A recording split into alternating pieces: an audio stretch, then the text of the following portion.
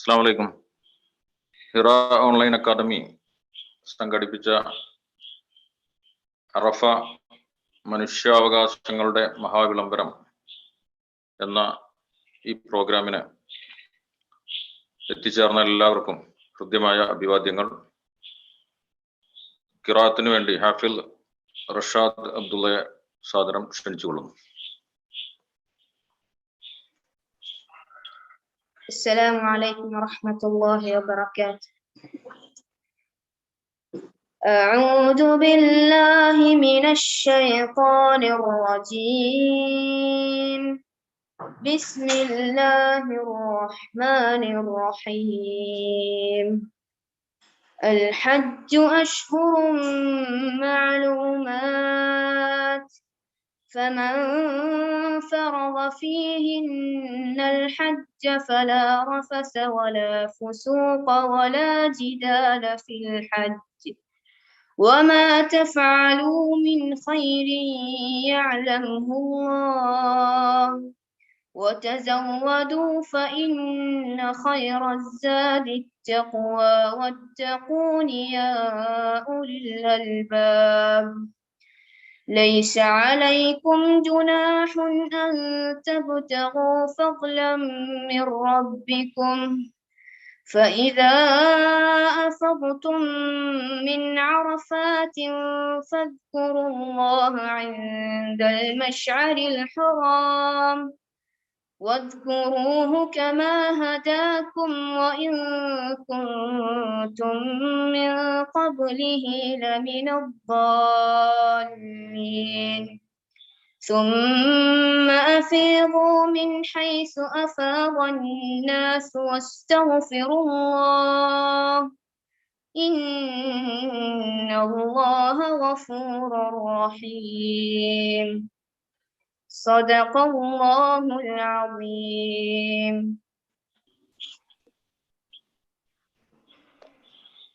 أعوذ بالله من الشيطان الرجيم. بسم الله الرحمن الرحيم. الحمد لله رب العالمين. اللهم صل على محمد وعلى آل محمد. പ്രിയമുള്ള രക്ഷിതാക്കളെ, സഹോദരന്മാരെ, സഹോദരിമാരെ, അസ്സലാമു അലൈക്കും വറഹ്മത്തുള്ളാഹി വബറകാതുഹു. ഹിറ ഓൺലൈൻ അക്കാദമിയുടെ കീഴിൽ നടത്തുന്ന അറഫ മനുഷ്യാവകാശങ്ങളുടെ മഹാവിളംബരം എന്ന ഈ വിജ്ഞാന സദസ്സിൽ പങ്കെടുക്കുന്ന ഇനിയും എത്തിച്ചേരാനുള്ള എല്ലാവർക്കും ഹൃദ്യമായ അഭിവാദ്യങ്ങൾ അർപ്പിക്കുകയാണ്. അല്ലാഹു സുബ്ഹാനഹു വ തആല ദുൽഹജ്ജ് മാസത്തിലെ വളരെ പവിത്രമായ ഈ സമയം, ഈ മണിക്കൂറുകൾ അള്ളാഹുവിൻ്റെ മാർഗത്തിലുള്ള ഉത്തമ സമയമായി അള്ളാഹു സ്വീകരിക്കുമാറാകട്ടെ. ഇന്ന് ഏറെ ചർച്ച ചെയ്യപ്പെടുന്ന ഒരു വിഷയമാണ് മനുഷ്യാവകാശം, അവകാശ ലംഘനം തുടങ്ങിയ ധാരാളം പദപ്രയോഗങ്ങൾ, പുതിയ പുതിയ പദാവലികൾ ദിനേന എന്നോണം നമ്മുടെ ജീവിതത്തിൻ്റെ ശീലമായി തീർന്നുകൊണ്ടിരിക്കുകയാണ്. അവകാശ നിഷേധങ്ങൾ എന്നത് ലോകത്തുടനീളം സംഭവിച്ചു കൊണ്ടിരിക്കുന്ന, നടമാടിക്കൊണ്ടിരിക്കുന്ന ഒരു യാഥാർത്ഥ്യമായി തീർന്നിരിക്കുന്നു. അതിൽ രാജ്യങ്ങളുണ്ട്, വിവിധ ജനവിഭാഗങ്ങളുണ്ട്, സമുദായങ്ങളുണ്ട്, പല വ്യക്തികളുമുണ്ട്. ഇവിടെ നമ്മെ സംബന്ധിച്ചിടത്തോളം അവകാശ നിഷേധങ്ങൾ എന്നത്, അല്ലെങ്കിൽ മനുഷ്യാവകാശ ധ്വംസനം എന്നത്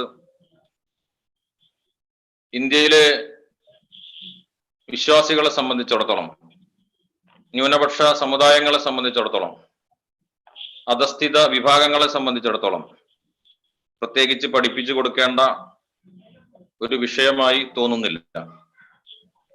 നമ്മൾ ഈ കോവിഡ് ആരംഭിക്കുന്നതിന്റെ തൊട്ടു മുമ്പ്, അല്ലെങ്കിൽ കോവിഡ് ആണ് യഥാർത്ഥത്തിൽ നമ്മുടെ പല സമരങ്ങളെയും വഴിക്ക് വെച്ച് നിർത്തിവെക്കാൻ നമ്മെ പ്രേരിപ്പിച്ചത്. ഇന്ത്യയിലെ തെരുവുകൾ, ഇന്ത്യയിലെ വിവിധ സ്ക്വയറുകൾ, ചത്വരങ്ങൾ, ക്യാമ്പസുകൾ എല്ലാം തന്നെ ഇനിയും തുടരേണ്ട സമരങ്ങൾ ബാക്കി വെച്ചുകൊണ്ടാണ് നാം താൽക്കാലികമായി വിരാമം കുറിച്ചിട്ടുള്ളത്. അതുകൊണ്ട് തന്നെ നമ്മൾ സമരത്തിന്റെ വഴിയിൽ തന്നെയാണ്. അവകാശ പോരാട്ടങ്ങളുടെ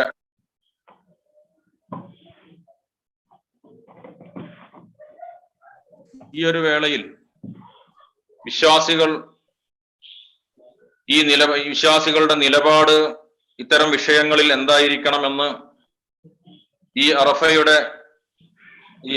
എന്ന് പറയുന്ന ഹജ്ജിൻ്റെതായ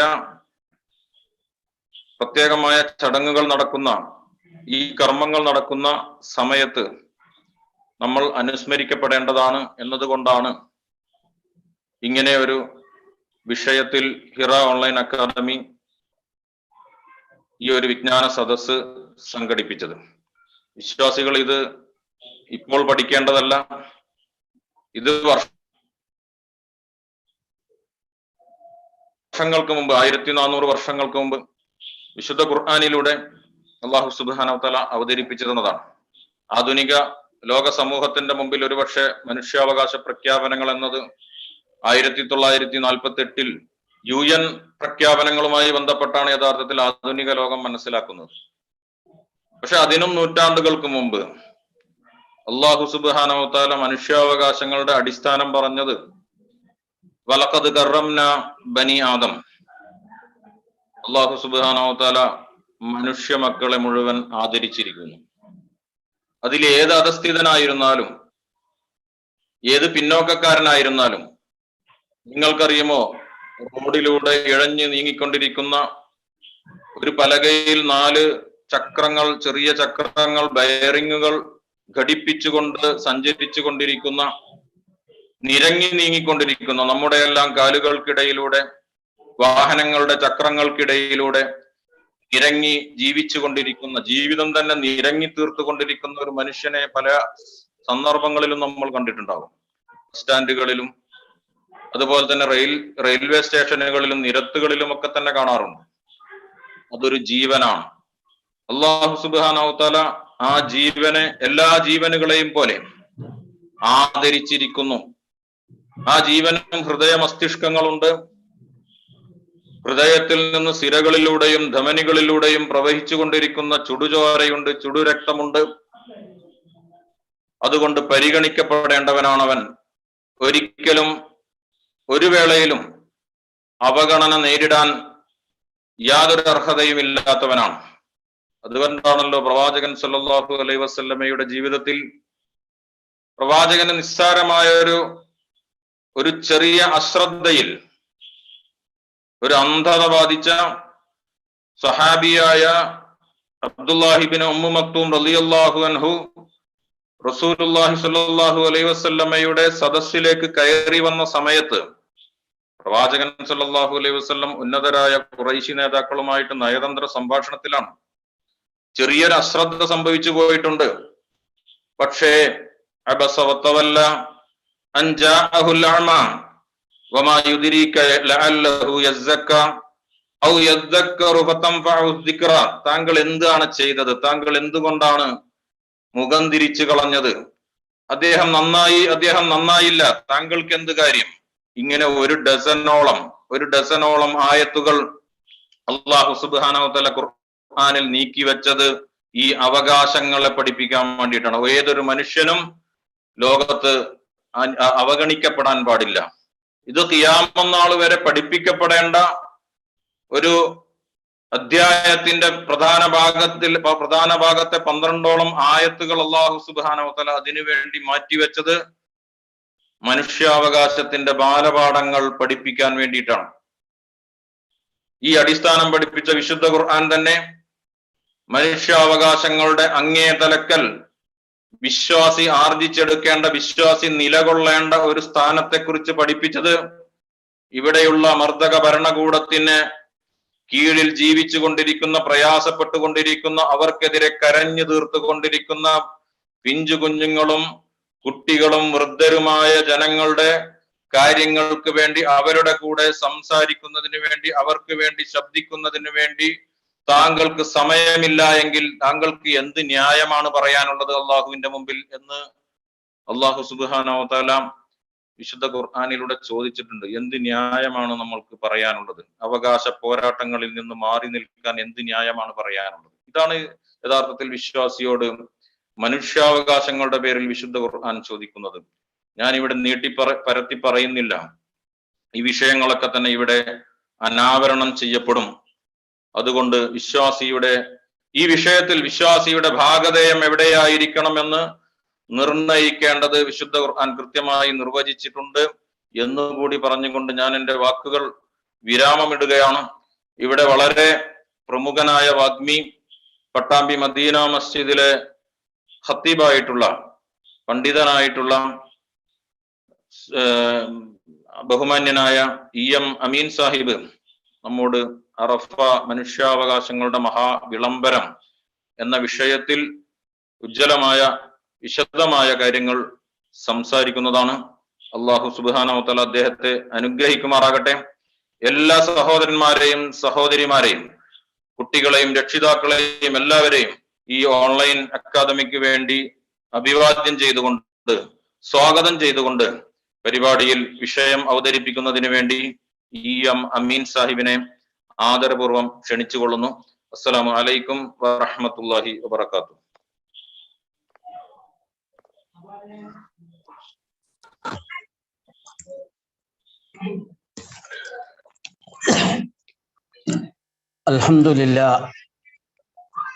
അൽഹംദുലില്ലാഹി റബ്ബിൽ ആലമീൻ.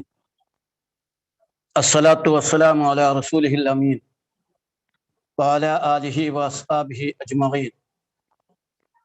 ഇൻ ഉരീദു ഇല്ലൽ ഇസ്ലാഹ മസ്തതഅതു വമാ തൗഫീഖി ഇല്ലാ ബില്ലാഹ് അലൈഹി തവക്കൽതു വഇലൈഹി ഉനീബ്. അഷ്ഹദു അൻ ലാ ഇലാഹ ഇല്ലല്ലാഹ് വഅഷ്ഹദു അന്ന മുഹമ്മദർ റസൂലുള്ളാഹ്.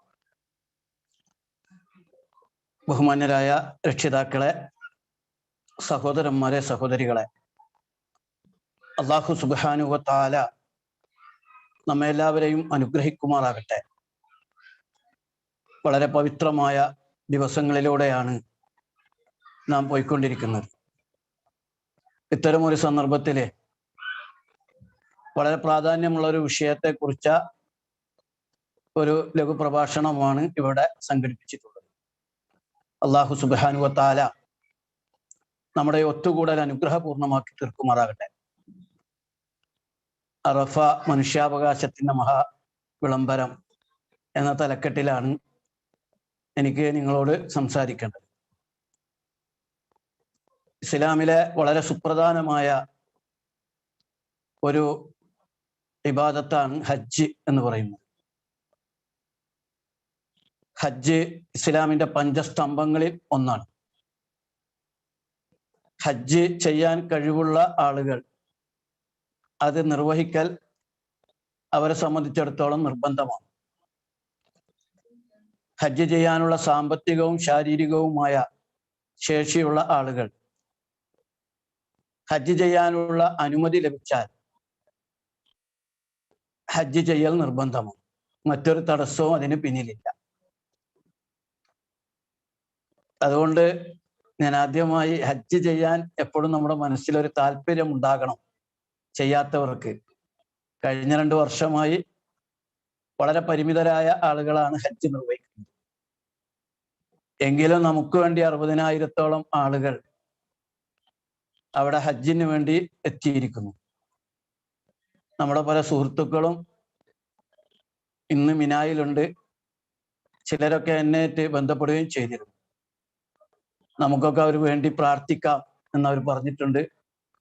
അല്ലാഹു തആല മുസ്ലിം സമൂഹത്തിന്റെ പ്രതിനിധികളായി ഹജ്ജ് ചെയ്യുന്ന ഹാജിമാർക്ക് ഒരു പ്രയാസവും കൂടാതെ ഹജ്ജ് നിർവഹിക്കാനുള്ള തൗഫീഖ് നൽകി അനുഗ്രഹിക്കുമാറാകട്ടെ. ദുൽഹജ്ജ് മാസം ശ്രേഷ്ഠ മാസങ്ങളിൽ ഒന്നാണ്, പവിത്ര മാസങ്ങളിൽ പെട്ടതാണ്. അതിൻ്റെ ആദ്യത്തെ 10 ദിവസങ്ങൾ വളരെ ശ്രേഷ്ഠമാണ് എന്ന് ഹദീസുകളിലൊക്കെ വന്നിട്ടുണ്ട്. നബി സല്ലല്ലാഹു അലൈഹി വസല്ലമ തിരുമേനി പഠിപ്പിച്ചത് ആ 10 ദിവസങ്ങളിൽ ചെയ്യുന്ന സൽക്കർമ്മങ്ങൾ അള്ളാഹുവിനേറെ ഇഷ്ടകരമാണ്. അതിനേക്കാൾ ഇഷ്ടമുള്ള മറ്റൊരു ദിവസമില്ല. മാമിൻ അയ്യാമിൻ അൽ അമലു സാലിഹ് ഫീഹാ അഹബ്ബു ഇലല്ലാഹി മിൻ ഹാദിഹിൽ അയ്യാം യഗ്നി അയ്യാമുൽ അശർ. ദുൽഹജ്ജ് മാസത്തിലെ ആദ്യത്തെ 10 ദിവസങ്ങളെക്കാൾ അള്ളാഹുവിന് സൽക്കർമ്മങ്ങൾ കൂടുതൽ ഇഷ്ടപ്പെടുന്ന മറ്റൊരു ദിവസം ഇല്ല. ഇത് പറഞ്ഞപ്പോൾ ആശ്ചര്യത്തോടു കൂടി സഹാബാക്കൾ ചോദിച്ചു, വലൽ ജിഹാദു ഫി സബീലില്ല, അള്ളാഹുവിന്റെ മാർഗത്തിലെ ജിഹാദോ? കാല, അപ്പൊ റസൂലുള്ളാഹി സ്വല്ലല്ലാഹു അലൈഹി വസല്ലം പറഞ്ഞു, വലൽ ജിഹാദു ഫി സബീലില്ല, ജിഹാദും അള്ളാഹുവിന്റെ മാർഗത്തിലുള്ള ജിഹാദിനേക്കാളും ശ്രേഷ്ഠമാണ് ഈ ദിവസങ്ങളിലെ പ്രവർത്തനങ്ങൾ. പിന്നെ ഇല്ലാ റജുലുൻ ഖറജ ബിനഫ്സിഹി വമാലിഹി ഫലം യർജു മിൻ ദാലിക ബിശൈ, സ്വശരീരം കൊണ്ടും സമ്പത്ത് കൊണ്ടും യുദ്ധത്തിന് പുറപ്പെട്ടിട്ട് അവിടെ നിന്ന് ഒന്നും തിരിച്ചു കൊണ്ടുവരാത്തവരൊഴികെ, അഥവാ ഷഹീദായ ആളുകൾക്ക് ഇതിനേക്കാൾ ശ്രേഷ്ഠതയുണ്ട്. ഈ ഹദീസ് വളരെ പ്രബലമാണ്. വളരെ സൽക്കർമ്മങ്ങൾ ചെയ്യേണ്ട, തഹ്മീദുകളും തഹ്ലീലുകളും തക്ബീറുകളും വർദ്ധിപ്പിക്കേണ്ട, ദാനധർമ്മങ്ങൾ വർദ്ധിപ്പിക്കേണ്ട വളരെ ശ്രേഷ്ഠമായ ദിനങ്ങളാണ് എന്ന് പഠിപ്പിക്കുന്നു. അതേപോലെ തന്നെ ദുൽഹജ്ജ് 9 അറഫ ദിവസം അറഫയിൽ പങ്കെടുക്കാത്തവർ നോമ്പനുഷ്ഠിക്കാനും പഠിപ്പിച്ചു. നബി സല്ലല്ലാഹു അലൈഹി വസല്ലം തിരുമേനിയോട് അറഫ ദിനത്തിലെ നോമ്പിനെ കുറിച്ച് ചോദിച്ചപ്പോൾ റസൂലുള്ളാഹി സ്വല്ലല്ലാഹു അലൈഹി വസല്ലം പറഞ്ഞത്, യുകഫിറു സനത്തൽ മാളിയ വൽ ബാഖിയ, ഒരു വർഷം വരാനിരിക്കുന്ന ഒരു വർഷത്തെയും കഴിഞ്ഞുപോയ ഒരു വർഷത്തെയും പാപങ്ങൾ അല്ലാഹു തആല പുറത്തു തരും എന്നാണ്. ഹജ്ജ് എന്ന് പറയുന്ന മഹത്തായ കർമ്മം അത്ഭുതകരമായ സവിശേഷതകളുള്ള ഒരു വലിയ ആരാധനാ കർമ്മമാണ്. ഹജ്ജ് വളരെ പ്രത്യേകതയുള്ളതാണ്. ആയുസ്സിൽ ഒരു പ്രാവശ്യം മാത്രമേ അത് നിർബന്ധമുള്ളൂ. കാരണം ആയുസ്സിൽ ഒരിക്കലെങ്കിലും വിശ്വാസി അതൊക്കെ ഒന്ന് കണ്ടറിയാനും തൊട്ടറിയാനും പോകണം. ലിയഷ്ഹദു മനാഫിയവും, ചിലതിന് സാക്ഷ്യം വഹിക്കാൻ. ഹജ്ജ് ചില സംഗതികൾ വിശ്വാസിയെ ബോധ്യപ്പെടുത്തുന്നതാണ്. ഏതാനും ദിവസങ്ങൾ പരിപൂർണമായ അള്ളാഹുവിന്റെ ഇബാദത്തിൽ കഴിച്ചുകൂട്ടുകയാണ്. സാധാരണ ഹജ്ജിന് നമ്മൾ പോകുന്നത് അവിടെ പ്രത്യേക പ്രതിഷ്ഠയോ ദൈവങ്ങളോ അല്ലെങ്കിൽ വിഗ്രഹങ്ങളോ ഒന്നും ഉള്ളതല്ലല്ലോ. നമ്മുടെ പള്ളിയിലും നമ്മുടെ നാട്ടിലും നമ്മളോടൊപ്പമുള്ള അല്ലാഹു തആല തന്നെയാണ് കാബയിലും മസ്ജിദുൽ ഹറാമിലും മസ്ജിദുൽ നബവിയിലും ഒക്കെ ഉള്ളത്, അറഫയിലെല്ലാം ഉള്ളത്. സാധാരണ പല മതക്കാരും അവരുടെ തീർത്ഥാടനങ്ങൾ നടത്തല് അവരാഗ്രഹിക്കുന്ന ദൈവങ്ങൾ ദേവികൾ ആ സ്ഥലത്ത് മാത്രമുണ്ട് എന്നതിന്റെ പേരിലാണ്. ശബരിമലയിലേക്ക് ഹിന്ദു സഹോദരന്മാരെ പോകുന്നത് ശബരിമല അയ്യപ്പൻ ശബരിമലയിലേ ഉള്ളൂ, കാടാമ്പുഴ ദേവി കാടാമ്പുഴ ക്ഷേത്രത്തിലേ ഉള്ളൂ. അതുകൊണ്ടാണ് അവർ അങ്ങോട്ട് തീർത്ഥാടനത്തിന് പോകുന്നത്. പക്ഷെ നമ്മൾ തീർത്ഥാടനത്തിന് പോകുന്നത് ഒരു പ്രത്യേക ദൈവത്തെ കാണാനല്ല, പകരം നമ്മളെന്നും വിളിച്ചു പ്രാർത്ഥിക്കുന്ന, നമ്മളോടൊപ്പം കഴിയുന്ന, നമ്മുടെ കണ്ടനാടിയേക്കാൾ അടുത്ത അള്ളാഹുവിനെ ആരാധിക്കുന്നതിന് വേണ്ടി തന്നെയാണ് ഹജ്ജിലേക്ക് പോകുന്നത്. കാരണം ഹജ്ജ് മുസ്ലിം ലോകത്തിന്റെ പ്രതിനിധികൾ ഒത്തുകൂടുന്ന ഒരു വലിയ മഹാസംഗമം. ഹജ്ജിനേക്കാൾ കൂടുതൽ ആളുകൾ പങ്കെടുക്കുന്ന തീർത്ഥാടനങ്ങൾ ഒരുപാട് നടക്കാറുണ്ട്. നമ്മുടെ ശബരിമല പോലും ഒരു വർഷം ഹജ്ജിന് പങ്കെടുക്കുന്നതിനേക്കാൾ കൂടുതൽ ആളുകൾ പങ്കെടുക്കുന്നുണ്ട്. പക്ഷെ ഹജ്ജിന്റെ ഒരു പ്രത്യേകത അതിൽ നിന്ന് വ്യത്യസ്തമായി, ശബരിമലയൊക്കെ 10-40 ദിവസം നീണ്ടു നിൽക്കുന്ന വിവിധ സമയങ്ങളിലുള്ള തീർത്ഥാടനമാണ്. ഹജ്ജ് എല്ലാവരും ഒന്നിച്ച് നിർവഹിക്കുന്നതാണ്. എല്ലാവരും ഒന്നിച്ച് അറഫയിൽ, ഒന്നിച്ച് മിനയിൽ, ഒന്നിച്ച് മുസ്ദലിഫയിൽ, ഒന്നിച്ചാണ് ആ കർമ്മം ചെയ്യുന്നത്. 40 ലക്ഷം ഹാജിമാര് സാധാരണ ഹജ്ജിൽ പങ്കെടുക്കാറുണ്ടെങ്കിൽ അവർക്കൊക്കെ വർഷത്തിൽ 4 ദിവസം താമസിക്കാൻ വേണ്ട മിനായിൽ ശീതീകരിച്ച തീ പിടിക്കാത്ത ഷെഡുകൾ നിർമ്മിക്കണം. ആകെ 4 ദിവസമേ അത് ഉപയോഗിക്കപ്പെടുന്നു. കാരണം എല്ലാവരും ഒരൊറ്റ വസ്ത്രം ധരിച്ച് ഒരൊറ്റ ലക്ഷ്യത്തോടു കൂടി അള്ളാഹുവിന്റെ വിളിക്കുത്തരം നൽകി. വെളുത്തവനും കറുത്തവനും ചുമന്ന കളറുള്ളവരും പൗരസ്ത്യനും പാശ്ചാത്യരും എല്ലാവരും ഒന്നിച്ച് ഒരേ വസ്ത്രമണിഞ്ഞ് ഒരൊറ്റ നേതാവിന്റെ കീഴിൽ ഹജ്ജ് നിർവഹിക്കുകയാണ് ചെയ്യുന്നത്. അത്രയും അത്ഭുതകരമായ ഒരു മഹത്തായ ആരാധനാ കർമ്മമാണ് ഹജ്ജ്. കാരണം നമ്മളെ ചില കാര്യങ്ങൾ ബോധ്യപ്പെടുത്തുകയാണ്. മഹാനായ അലി ശരീഅത്ത് ഒരിക്കൽ പറഞ്ഞ പോലെ, ഞാൻ ഉമ്മയുടെ വയറ്റിൽ നിന്ന് ജനിച്ച് പുറത്തേക്ക് വന്നപ്പോൾ എന്റെ ചെവിയിൽ ആരോ മന്ത്രിച്ചു, അല്ലാഹു അക്ബർ, അല്ലാഹു അക്ബർ, അള്ളാഹുവെ നീയാണ് ഏറ്റവും വലിയവൻ, അള്ളാഹുവെ നീയാണ് ഏറ്റവും വലിയവൻ. ഞാൻ എൻ്റെ ചെറിയ കണ്ണു തുറന്നു നോക്കി, എവിടെയാണ് എൻ്റെ അള്ളാഹു? പക്ഷെ എനിക്ക് കാണാൻ കഴിഞ്ഞില്ല. അല്പം കഴിഞ്ഞപ്പോൾ പള്ളി മിനാരങ്ങളിൽ നിന്ന് വീണ്ടും വിളിച്ചു പറയുന്നത് കേട്ടു, അല്ലാഹു അക്ബർ, അല്ലാഹു അക്ബർ, അള്ളാഹു ആണ് ഏറ്റവും വലിയവൻ, അള്ളാഹു ആണ് ഏറ്റവും വലിയവൻ. പിന്നീട് ഞാൻ ഇന്നും പള്ളിയിലേക്ക് 5 നേരവും ഓടി എൻ്റെ അള്ളാഹുവിനെ കാണാൻ. പക്ഷെ എനിക്ക് വീണ്ടും അള്ളാഹുവിനെ കാണേണ്ടതുണ്ട്. ഞാൻ എന്നും തിരിഞ്ഞ് നമസ്കരിക്കുന്ന എൻ്റെ കിബില ലക്ഷ്യം വെച്ച് ഞാൻ യാത്ര പുറപ്പെട്ടു. ആ കാബക്ക് ചുറ്റും ഞാൻ ഓടി നടന്നു നോക്കി, തവാഫ്. അങ്ങോട്ടും ഇങ്ങോട്ടും ഓടി നോക്കി, സഹയ്. അതിനെതിരിൽ പ്രതിബന്ധങ്ങൾ സൃഷ്ടിക്കുന്ന പിശാചുക്കളെ ഞാൻ എറിഞ്ഞു നോക്കി. പക്ഷെ എനിക്കൊരു പുതിയ തിരിച്ചറിവുണ്ടായി. എന്നെ അഭിവാദ്യം ചെയ്യുന്ന വിധത്തിൽ പിന്നീട് അള്ളാഹുവിനെ ഞാൻ കണ്ടുമുട്ടേണ്ടി വരും എന്ന്. യഥാർത്ഥത്തിൽ ഹജ്ജ് നമുക്ക് നൽകുന്ന ഒരു വലിയ മെസ്സേജാണ്. ഇബ്രാഹിം നബി അലൈഹി സ്വലാമിന്റെയും ഇസ്മായിൽ നബി അലൈഹി സ്വലാമിന്റെയും പാദസ്പർശമേറ്റ നബി സല്ലല്ലാഹു അലൈഹി വസല്ലം തിരുമേനിയുടെയും സഹാബത്തിന്റെയും കാൽപ്പാടുകൾ പതിഞ്ഞ ചരിത്രമുറങ്ങുന്ന ഭൂമിയിലൂടെ സഞ്ചരിക്കുകയാണ് ഹജ്ജ്.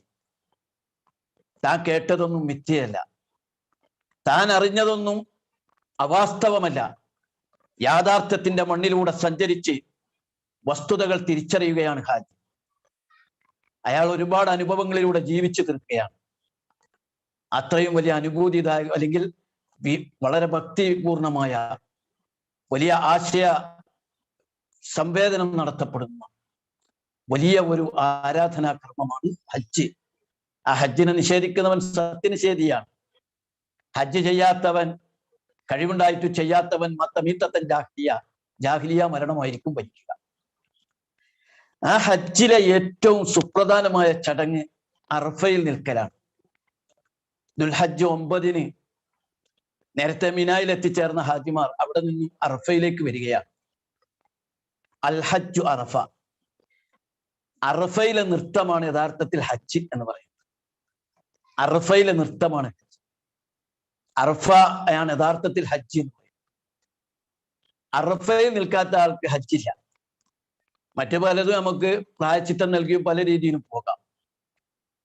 ഒരാൾ ആശുപത്രിയിലാണെങ്കിൽ പോലും ആംബുലൻസിൽ അറഫയിൽ കൊണ്ടുവരും.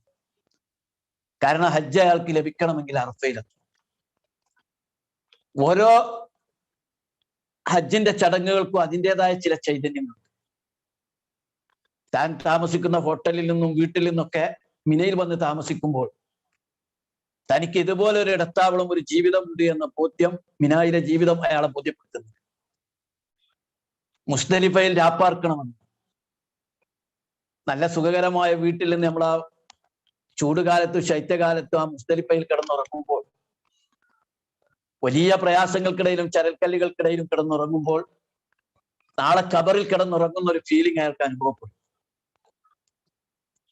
അങ്ങനെ തവാഫും സഅയും കല്ലേറൊക്കെ നടത്തുമ്പോൾ അതിൻ്റെയൊക്കെ പിന്നിൽ ചില ലക്ഷ്യങ്ങൾ വെച്ചിട്ടുണ്ട്. എനിക്ക് തോന്നുന്നു അതേപോലെ തന്നെ അറഫക്ക് ഒരുപാട് ലക്ഷ്യങ്ങൾ. അറഫയെ സംബന്ധിച്ച് നമുക്കൊക്കെ അനുഭവപ്പെടുക ശരിക്കും മഹ്ശറയിൽ നിൽക്കുന്നതിൻ്റെ ഒരു ഫീലിംഗ്. മുകളിൽ ആകാശം. ഇപ്പോ കഴിഞ്ഞ 2 വർഷം പോയപ്പോ ചെറിയ ശീതീകരിച്ച ടെന്റുകൾ ചൂട് കൂടിയ ഘട്ടത്തിൽ അറഫയിലും വന്നിട്ടുണ്ട്. പക്ഷെ അധിക ആളുകളും തുറന്ന മൈതാനിയിൽ 50 ലക്ഷത്തിലധികം ആളുകൾക്ക് നിൽക്കാവുന്ന ഒരു മൈതാനിയാണ് അറഫ മൈതാനി. അവിടെ നിൽക്കുകയാണ്. ഒരൊറ്റ കാര്യമേ ഉള്ളൂ, അള്ളാഹുവിനെ വിളിച്ച് പ്രാർത്ഥിക്കുക.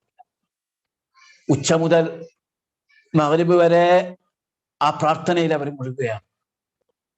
നമസ്കാരം പോലും ജമ്മും കസറുമാക്കുകയാണ്. എന്നിട്ട് പ്രാർത്ഥന തന്നെയാണ്. അതുകൊണ്ടാണ് നബി സല്ലല്ലാഹു അലൈഹി വസല്ലം തിരുമേനി പറഞ്ഞത്, മഹ്ശറയിൽ അല്ല അറഫയിലെ പ്രാർത്ഥന, പാപം പുറത്തു കിട്ടാൻ വേണ്ടിയുള്ള പ്രാർത്ഥന, അത് പൊറുക്കുകയില്ല എന്ന് വിചാരിക്കുന്നവൻ പരമ നിർഭാഗ്യവാൻ. അഷ്കന്നാസിമും വന്ന അന്നല്ലാഹു ല യഗ്ഫിറു ലഹു ഫി ഹാദിഹിൽ യൗം. ഈ ദിവസം അള്ളാഹു എനിക്ക് പുറത്തു തരില്ല എന്ന് വിചാരിക്കുന്നവൻ അങ്ങേയറ്റത്തെ ദൗർഭാഗ്യവാനാണ്. ഏറ്റവും മഹത്തായ അള്ളാഹ് സ്വീകരിക്കുന്ന പ്രാർത്ഥന അറഫയിലെ പ്രാർത്ഥനയാണ്. കാരണം ദിവസങ്ങളിൽ വെച്ച് തന്നെ ഏറ്റവും ശ്രേഷ്ഠമായ ഒരു ദിവസമാണ്.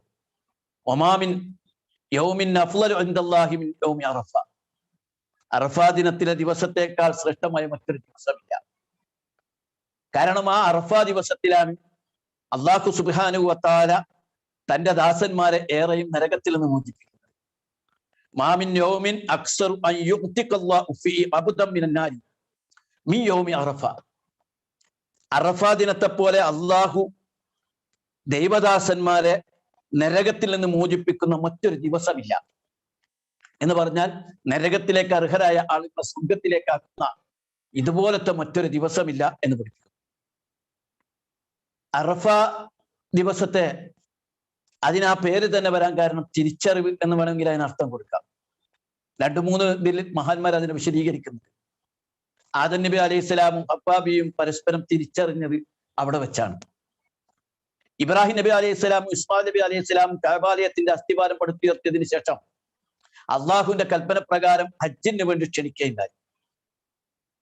ആ ഹജ്ജിന് വേണ്ടി ക്ഷണിച്ചതിന് ശേഷം ഹജ്ജിന്റെ മനാസിക്കുകൾ, അതിന്റെ ചടങ്ങുകൾ ജിബ്രീൽ അലൈഹി സ്വലാം ഇബ്രാഹിം നബി അലൈഹി സ്വലാമിന് വിശദീകരിച്ചു കൊടുത്തത് അറഫയിൽ വെച്ചാണ് എന്ന് പറയപ്പെടുന്നു. എല്ലാത്തിനേക്കാൾ ഉപരി ശരിയായി അറഫയുടെ അർത്ഥം ബോധ്യപ്പെടുത്തുന്നത് മനുഷ്യൻ അവനെക്കുറിച്ച് തിരിച്ചറിയുന്ന ഇടമാണ് അറഫ. തന്റെ പാപങ്ങളെ തിരിച്ചറിയുന്ന ഇടമാണ് അറഫ. തന്റെ യാഥാർത്ഥ്യത്തെക്കുറിച്ചും താൻ എത്തിപ്പെടേണ്ട അവസ്ഥയെക്കുറിച്ചും ശരിയായ തലത്തിൽ അവനെ ബോധ്യപ്പെടുത്തുന്ന ഒരു ഇടമാണ് യഥാർത്ഥത്തിൽ അറഫ. അറഫ എന്ന് പറയുന്നത് ഒരു സ്ഥലത്തിന്റെ പേരാണ്, ഒരു ഭൂമികയുടെ പേരാണ്.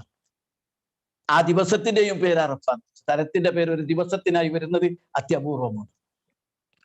അതേസമയം ദുൽഹജ്ജ് 9 ആ സമയത്ത് മാത്രമാണ് ആ സ്ഥലത്തിന്റെ പ്രത്യേകത. അല്ലാത്ത സമയത്ത് അറഫ മരുഭൂമിക്ക് ഒരു പ്രത്യേകതയുമില്ല. ഒരിക്കൽ പോലും പ്രവാചകൻ ആ ഭാഗത്തേക്ക് പോയിട്ടുമില്ല. സഹാബാക്കളും അവിടേക്ക് പോകാറില്ല. ആ ദിവസത്തിൽ മാത്രമാണ് ആ സ്ഥലത്തിന്റെ പ്രത്യേകത. ആ ദിവസത്തിന് മറ്റൊരു പ്രദേശത്തും പ്രത്യേകതയില്ല. ദുൽഹജ്ജ് 9 മറ്റൊരു ഭൂമിയിലും സ്ഥലത്തിനും പ്രത്യേകതയില്ല. അറഫക്ക് മാത്രമാണ് പ്രത്യേകത. ഇതൊക്കെ നമ്മൾ അതിന്റെ വസ്തുതകളായി തിരിച്ചറിയേണ്ടത്.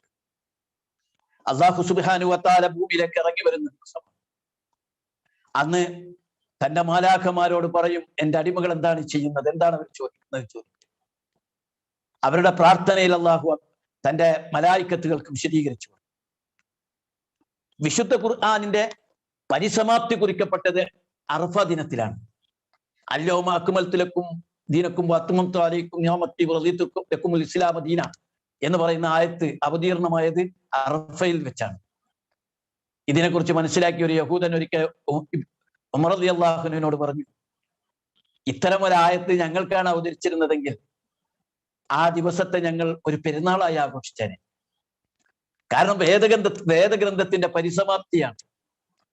വേദഗ്രന്ഥത്തിന്റെ തുടക്കം കുറിച്ചത് റമദാനിലായിരുന്നുവെങ്കിൽ ആ റമദാനിൽ ഖുർആൻ അവതരിച്ചതിന്റെ അനുഗ്രഹമായി നമ്മൾ പെരുന്നാൾ ആഘോഷിക്കുന്നുവെങ്കിൽ വിശുദ്ധ ഖുർആനിന്റെ പരിസമാപ്തി വന്നത് അറഫ ദിനത്തിലാണ്. പിന്നെ വത്തഖൂ യൗമൻ തുർജഊന ഫീഹി ഇലല്ലാഹ് എന്നുള്ള ആയത്ത് മറ്റോ ഇറങ്ങി എന്നേ ഉള്ളൂ അഭിപ്രായം. ഈ യഹൂദൻ പറയാണ്, ഞങ്ങൾക്കാണ് അങ്ങനെ ഒരു ആയത്ത് ഇറങ്ങിയതെങ്കിൽ ഞങ്ങൾ പെരുന്നാൾ ആഘോഷിച്ചേനെ. ഉമർ റളിയല്ലാഹു അൻഹു പറഞ്ഞു, ഞങ്ങൾക്ക് ഒരു പെരുന്നാളല്ല, 2 പെരുന്നാളാണ്. ഒന്നത് അറഫ ദിനത്തിലാണ്, അതുകൊണ്ട് ഞങ്ങൾക്ക് പെരുന്നാൾ. മറ്റൊന്നത് വെള്ളിയാഴ്ചയാണ്, അതുകൊണ്ട് അത് മറ്റൊരു പെരുന്നാളാണ് എന്ന് ഉമർ ബിൻ ഖത്താബ് റളിയല്ലാഹു അൻഹു പറഞ്ഞു. അതുകൊണ്ട് നബി സല്ലല്ലാഹു അലൈഹി വസല്ലം തിരുമേനി ആ രാവിലെ തന്റെ ഉമ്മത്തിന് വേണ്ടി പ്രാർത്ഥിച്ചു.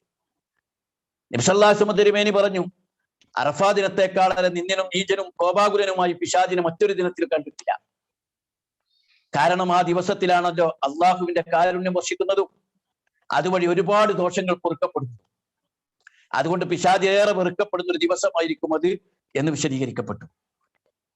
അതേപോലെ എല്ലാ അർത്ഥത്തിലും വളരെ മഹത്തായ ഒരു ദിനമായിട്ട് അറഫാ ദിനത്തെ നമുക്ക് ഇസ്ലാമിന്റെ പ്രമാണങ്ങളിൽ നിന്നൊക്കെ മനസ്സിലാക്കാൻ സാധിക്കും. നമ്മുടെ ഈ അറഫയുടെ മറ്റൊരു പ്രത്യേകത, പലപ്പോഴും നമ്മൾ അതിന്റെ ഒരു ചടങ്ങിനെ കുറിച്ച ചർച്ചകളാണ്. ഈ കാലത്ത് ചർച്ച വേറൊരു രൂപത്തിലാണ് പോകാറ്. അവിടെ അറഫ നടക്കുമ്പോൾ നോമ്പ് വെക്കണോ, ഇവിടെ ദുൽഹജ്ജ് 9 നോമ്പ് വെക്കണോ, ഈ ചർച്ച മാത്രമാണ് മുസ്ലിം സമുദായത്തിൽ 3-5 കൊല്ലമായിട്ട് ആകെ നടക്കുന്ന കാര്യം. എനിക്ക് ഭയങ്കര അത്ഭുതം തോന്നുന്നു. നോമ്പന്നെ അതിന്റെ ഇടയിൽ മറന്നു പോകണ്ടോന്നറിയില്ല. എല്ലാവർക്കും അത് മാത്രം അറിയണം. അവിടെ അറഫ നടക്കുമ്പോൾ നോമ്പ് വെക്കണോ, ഇവിടെ ദുൽഹജ്ജ് 9 നോമ്പ് വെക്കണോ. ഞാൻ ഏതായാലും ആ വിഷയത്തിലേക്ക് കടക്കില്ല. എന്തായാലും ദുൽഹജ്ജ് 9 നോമ്പ് നോക്കുന്ന ഒരാളാണ് ഞാൻ. എന്തായാലും അതിന്റെ തർക്കമല്ല യഥാർത്ഥത്തിൽ വേണ്ടത്. എന്താണ് അറഫ എന്ന അതിന്റെ ചൈതന്യത്തിലേക്ക് നമുക്ക് എത്തിച്ചേരാൻ കഴിയും. അതിന്റെ ആത്മാവിലേക്ക് നമുക്ക് എത്തിച്ചേരാൻ കഴിയും. നമുക്കും നമ്മുടെ ഒരു തിരിച്ചറിവിന്റെ ദിവസമാക്കി അതിനെ മാറ്റിയെടുക്കാൻ കഴിയും. നമുക്കും വേണമെങ്കിൽ മഹ്ശറയിൽ നിൽക്കുന്നതിന്റെ ഒരു ഫീലിംഗ് ഉണ്ടാക്കിയെടുക്കാൻ നമുക്കും സാധിക്കും. ആത്മപരിശോധനയുടെയും പ്രാർത്ഥനയുടെയും ദിനങ്ങളാക്കി മാറ്റിയെടുക്കാൻ അതിനും നമുക്ക് സാധിക്കും. അതുകൊണ്ടാണ് നമ്മൾ വ്രതമനുഷ്ഠിക്കുകയും ചെയ്യുന്നത് എന്ന് നമ്മൾ മനസ്സിലാക്കേണ്ടത്. അതിനേക്കാളൊക്കെ ഉപരി പുതിയ കാലത്ത് ജീവിക്കുന്ന മനുഷ്യൻ അറഫയിൽ നബി സല്ലല്ലാഹു അലൈഹി വസല്ലം തിരുമേനി നടത്തിയ ഐതിഹാസികമായ മനുഷ്യാവകാശ പ്രഖ്യാപനം ഉൾക്കൊള്ളുന്ന ഖുതുബത്തുൽ വിദാ പഠിക്കുകയും മനസ്സിലാക്കുകയും പ്രബോധനം ചെയ്യുകയും ചെയ്യേണ്ട സന്ദർഭമാണ് എന്ന് ഞാൻ മനസ്സിലാക്കുകയാണ്. പുതിയ കൊറോണ കാലത്താണ് നമ്മൾ ജീവിക്കുന്നത്. പരീക്ഷണങ്ങൾ അടിക്കടി വന്നുകൊണ്ടിരിക്കുകയാണ്. നമ്മുടെ കൂട്ടത്തിലെ പലരും അള്ളാഹുലേക്ക് യാത്ര തിരിച്ചു. പലരും രോഗത്തിന്റെ കെടുതികൾ അനുഭവിച്ചു. സാമ്പത്തികമായ വമ്പിച്ച തകർച്ച നേരിട്ടുകൊണ്ടിരിക്കുകയാണ്. ഇപ്പോഴും ഇത് അവസാനിച്ചു എന്ന് പറയാൻ സാധിക്കുന്നില്ല. ജുമാ പോലും നമുക്ക് മുടക്കപ്പെട്ടു. പള്ളികൾ പോലും വിലക്കപ്പെട്ടു. ഇത്തരം ഒരു സാഹചര്യത്തിലും സന്ദർഭത്തിലും നമ്മുടെ അറഫ ദിനത്തിലെ പ്രാർത്ഥനകൾക്ക് വളരെ വളരെ പ്രസക്തിയുണ്ട് എന്ന് നമ്മൾ തിരിച്ചറിയണം. അതോടൊപ്പം നമ്മൾ ജീവിക്കുന്ന ഒരു ലോകത്ത് മനുഷ്യാവകാശ പ്രഖ്യാപനം നടത്തിയ അറഫ ദിനത്തിലെ പ്രവാചകന്റെ വിടവാങ്ങൽ പ്രസംഗത്തെ അനുസ്മരിക്കുമ്പോൾ ചൂഷണം ചെയ്യപ്പെടുകയും അടിച്ചമർത്തപ്പെടുകയും മനുഷ്യാവകാശങ്ങൾ ധ്വംസിക്കപ്പെടുകയും ചെയ്യുന്ന ഒരു കാലഘട്ടത്തിൽ പ്രവാചകന്റെ ആ പ്രഭാഷണം വളരെ പ്രസക്തമാണ് എന്ന് നമ്മൾ മനസ്സിലാക്കണം. നമുക്കറിയാം 1948 ഐക്യരാഷ്ട്രസഭ മനുഷ്യാവകാശ പ്രഖ്യാപനങ്ങൾ നടത്തുന്നത്. അതിനെ പരിഹസിച്ചുകൊണ്ട് അർണോൾഡ് ടോയംബേരിക്ക പറഞ്ഞു, വീറ്റോ പവറുള്ള, വീറ്റോ അധികാരമുള്ള ഒരു തരം മനുഷ്യാവകാശ പ്രഖ്യാപനം. ചില വൻകിട രാജ്യങ്ങൾക്ക് എന്തും വീറ്റോ ചെയ്യാനും എന്ത് അധികാരം പ്രയോഗിക്കാനും കഴിയുന്നൊരു മനുഷ്യാവകാശ പ്രഖ്യാപനമാണ് ഐക്യരാഷ്ട്രസഭ നടത്തിയത്. അതിന്റെ ദുരന്തം നമ്മൾ കാണും. ഈ ഐക്യരാഷ്ട്രസഭ മനുഷ്യാവകാശ പ്രഖ്യാപനം നടത്തിയതിന് ശേഷം മനുഷ്യാവകാശ ധ്വംസനങ്ങളുടെ പരമ്പര തന്നെ നമുക്ക് കാണാൻ കഴിയും. കോടിക്കണക്കിന് മനുഷ്യരെ നിർദാക്ഷിണ്യം കൊന്നൊടുക്കിയിരിക്കുന്നു. ചൂഷണങ്ങളും ചതികളും വഞ്ചനകളും നടന്നുകൊണ്ടിരിക്കുന്നു. എല്ലാ അർത്ഥത്തിലുമുള്ള മനുഷ്യാവകാശ ധ്വംസനങ്ങൾ നടത്തപ്പെടുന്ന വിധത്തിലുള്ള ഒരു മനുഷ്യാവകാശ പ്രഖ്യാപനമാണ് അവിടെ നടത്തുന്നത്. അതിന്റെ 1400 വർഷങ്ങൾക്ക് മുമ്പ് മുഹമ്മദ് മുസ്തഫ സല്ലല്ലാഹു അലൈഹി വസല്ലം തിരുമേനി ഇസ്ലാമിന്റെ മനുഷ്യാവകാശ പ്രഖ്യാപനങ്ങൾ തന്റെ പ്രഭാഷണത്തിൽ നടത്തി. നബി സല്ലല്ലാഹു അലൈഹി വസല്ലം തിരുമേനി ഹിജ്റ വർഷം 10-ാം വർഷം തന്റെ ഹജ്ജ് നിർവഹിച്ചു. അള്ളാഹുവിന്റെ റസൂൽ ഒരൊറ്റ ഹജ്ജാണ് നിർവഹിക്കാൻ അവസരം ലഭിച്ചത്. അതിനർത്ഥം ഒരു ഹജ്ജ് ചെയ്യാവൂ എന്നൊന്നുമില്ല. കാരണം പ്രവാചകന്റെ അവസാനത്തെ ഹജ്ജായിരുന്നു അത്.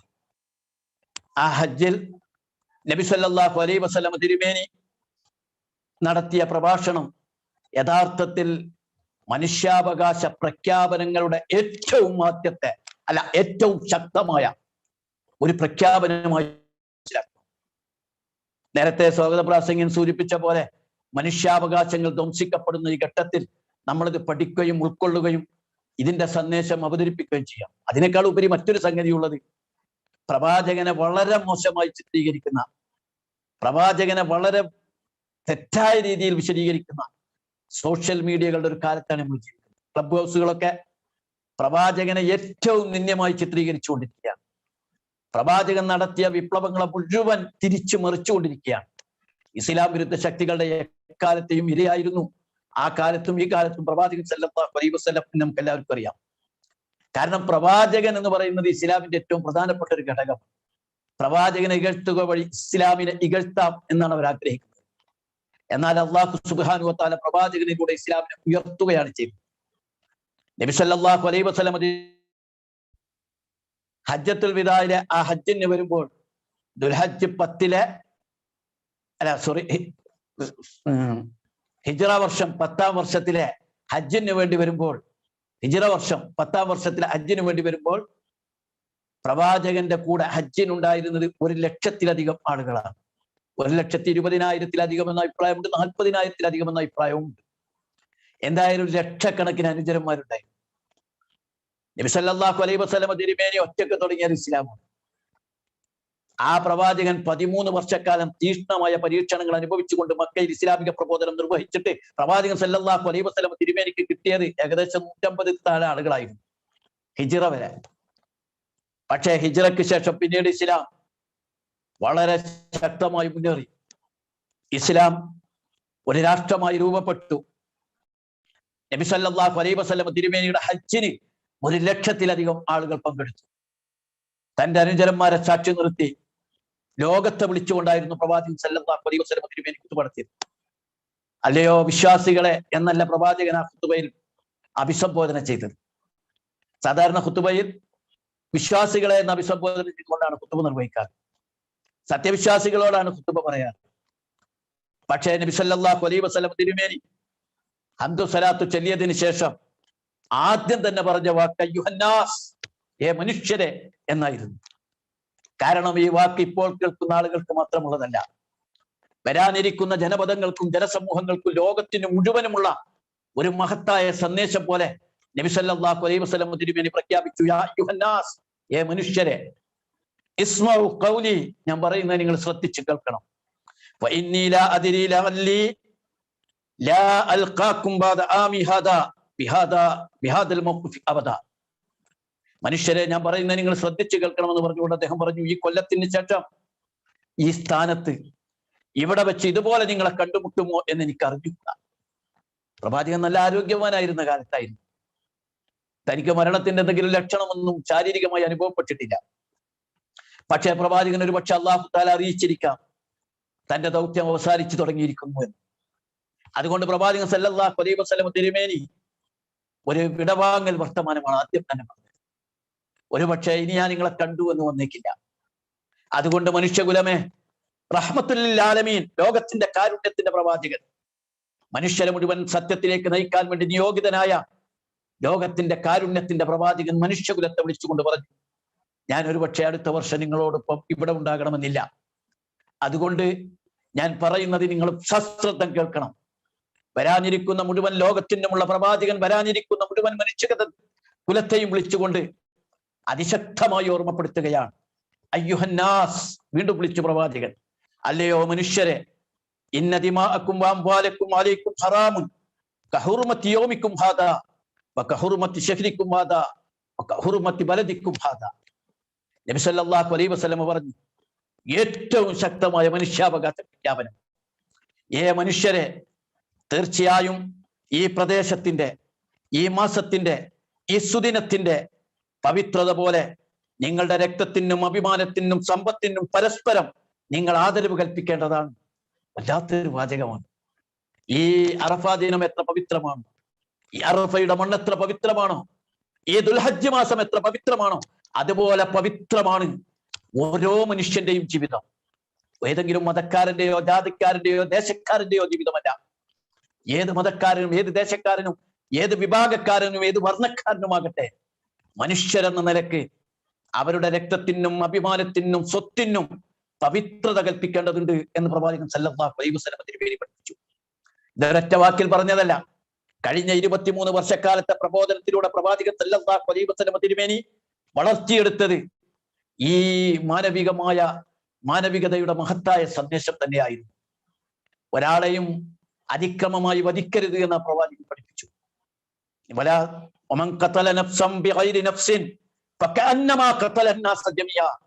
ഒരു മനുഷ്യനെ വധിക്കുന്നത് ലോകത്തെ മുഴുവൻ വധിക്കുന്നതിന് തുല്യമാണ്.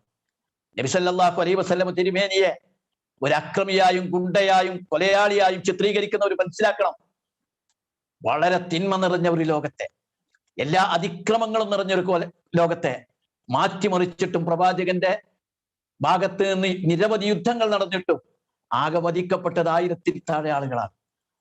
നിങ്ങൾ മനസ്സിലാക്കണം, പ്രവാചകൻ വരുന്നതിന് മുമ്പ് തന്റെ കുതിരയുടെ മുന്നിലേക്ക് മറ്റൊരു കുതിര പോയി എന്നതിന്റെ പേരിൽ പതിറ്റാണ്ടുകൾ യുദ്ധം ചെയ്തവരായിരുന്നു.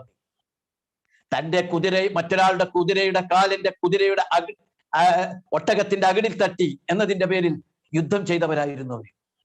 ഒട്ടകത്തിന്റെ കയറിന് വേണ്ടി യുദ്ധം ചെയ്തവരായിരുന്നു.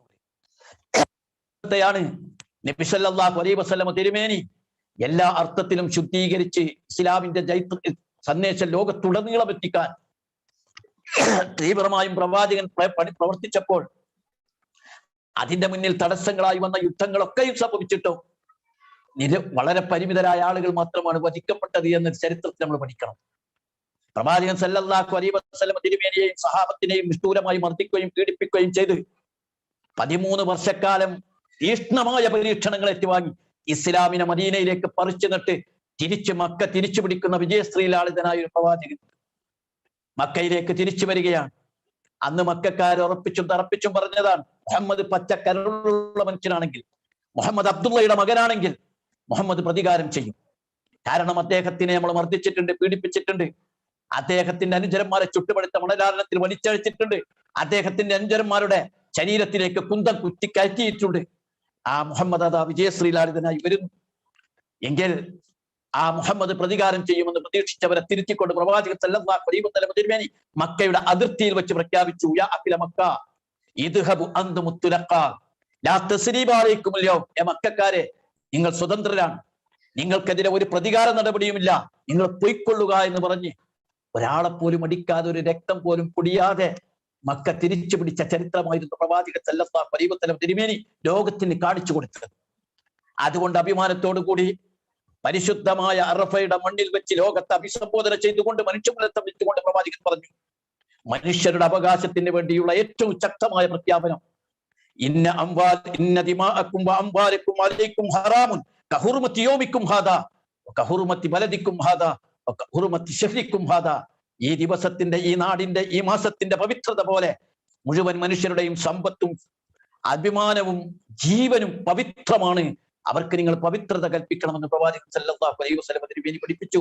ഇന്നത്തെ ലോകത്തെ നിങ്ങൾ എടുത്തു നോക്കിയ പ്രവാചകൻ ഇത് പഠിപ്പിച്ചതിന് ശേഷം എന്താ ലോകത്ത് അരങ്ങേറിയത്? കോടിക്കണക്കിന് മനുഷ്യരെയല്ലേ കൊന്നൊടുക്കിയത്?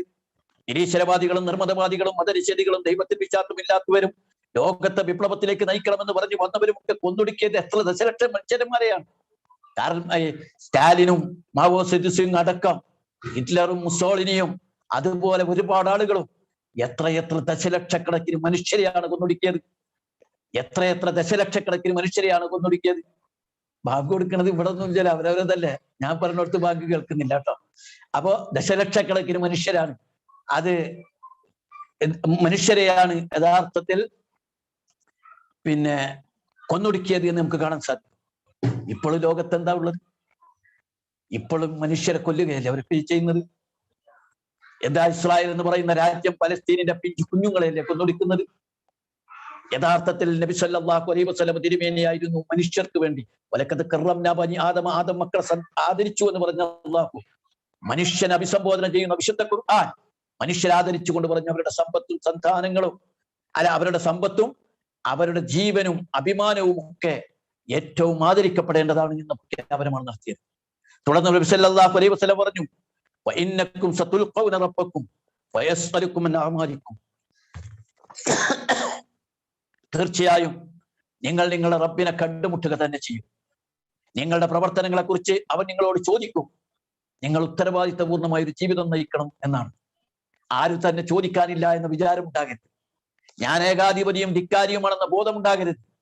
തന്റെ മേൽ അധികാരം കിട്ടിക്കഴിഞ്ഞാൽ മനുഷ്യരെയൊക്കെ അടിച്ചമർത്തിക്കൊണ്ട് എല്ലാ ധിക്കാരവും ചെയ്യുന്ന നിലപാട് നിങ്ങൾ സ്വീകരിക്കരുത്. നിങ്ങളുടെ മുഴുവൻ കർമ്മങ്ങളെ കുറിച്ചും നിരീക്ഷിച്ചു കൊണ്ടിരിക്കുന്ന സർവശക്തനായ ഒരു അള്ളാഹു ഉണ്ടെന്നും ആ അള്ളാഹു നിങ്ങളെ നിരീക്ഷിക്കുന്നുണ്ടെന്നും അള്ളാഹുവിന്റെ മുമ്പിൽ മുഴുവൻ കർമ്മങ്ങൾക്കും നിങ്ങൾ സാക്ഷ്യം പറയേണ്ടി വരുമെന്നും ധാർമ്മികതയുടെ അടിസ്ഥാനത്തിൽ മനുഷ്യാവകാശത്തെ ഇസ്ലാം പ്രവാചകൻ സല്ലല്ലാഹു അലൈഹി വസല്ലം തിരുമേനി ബന്ധിപ്പിച്ച് പറയുകയാണ് ചെയ്യുന്നത്. ഇന്നത്തെ സമൂഹത്തിന് പറ്റിയത് അതാണ്. നിരീശ്വരത്വത്തിനും നിർമ്മിതവാദികൾക്കും മതനിഷേധികൾക്കും ഇസ്ലാമിക മൂല്യങ്ങളെ തിരസ്കരിക്കുകയും ചെയ്യുന്ന ഇസ്ലാം വിരുദ്ധ ശക്തികൾക്കും പറ്റിയത് ഏകാധിപത്യത്തിന്റെയും സമഗ്രാധിപത്യത്തിന്റെയും നിലപാടുകൾ അവർ സ്വീകരിക്കുന്നത് തങ്ങളെ ചോദ്യം ചെയ്യാൻ ആരുമില്ല എന്ന ബോധ്യമാണ്. അതിനെ തിരുത്തുകയാണ് പ്രവാചകൻ ചെയ്തത്. തീർച്ചയായും നിങ്ങൾ നിങ്ങളുടെ റബ്ബിനെ കണ്ടുമുട്ടുക തന്നെ ചെയ്യും. നിങ്ങളുടെ കർമ്മങ്ങളെ കുറിച്ച് റബ്ബിന്റെ മുമ്പിൽ നിങ്ങൾ കണക്ക് പറയേണ്ടി വരും.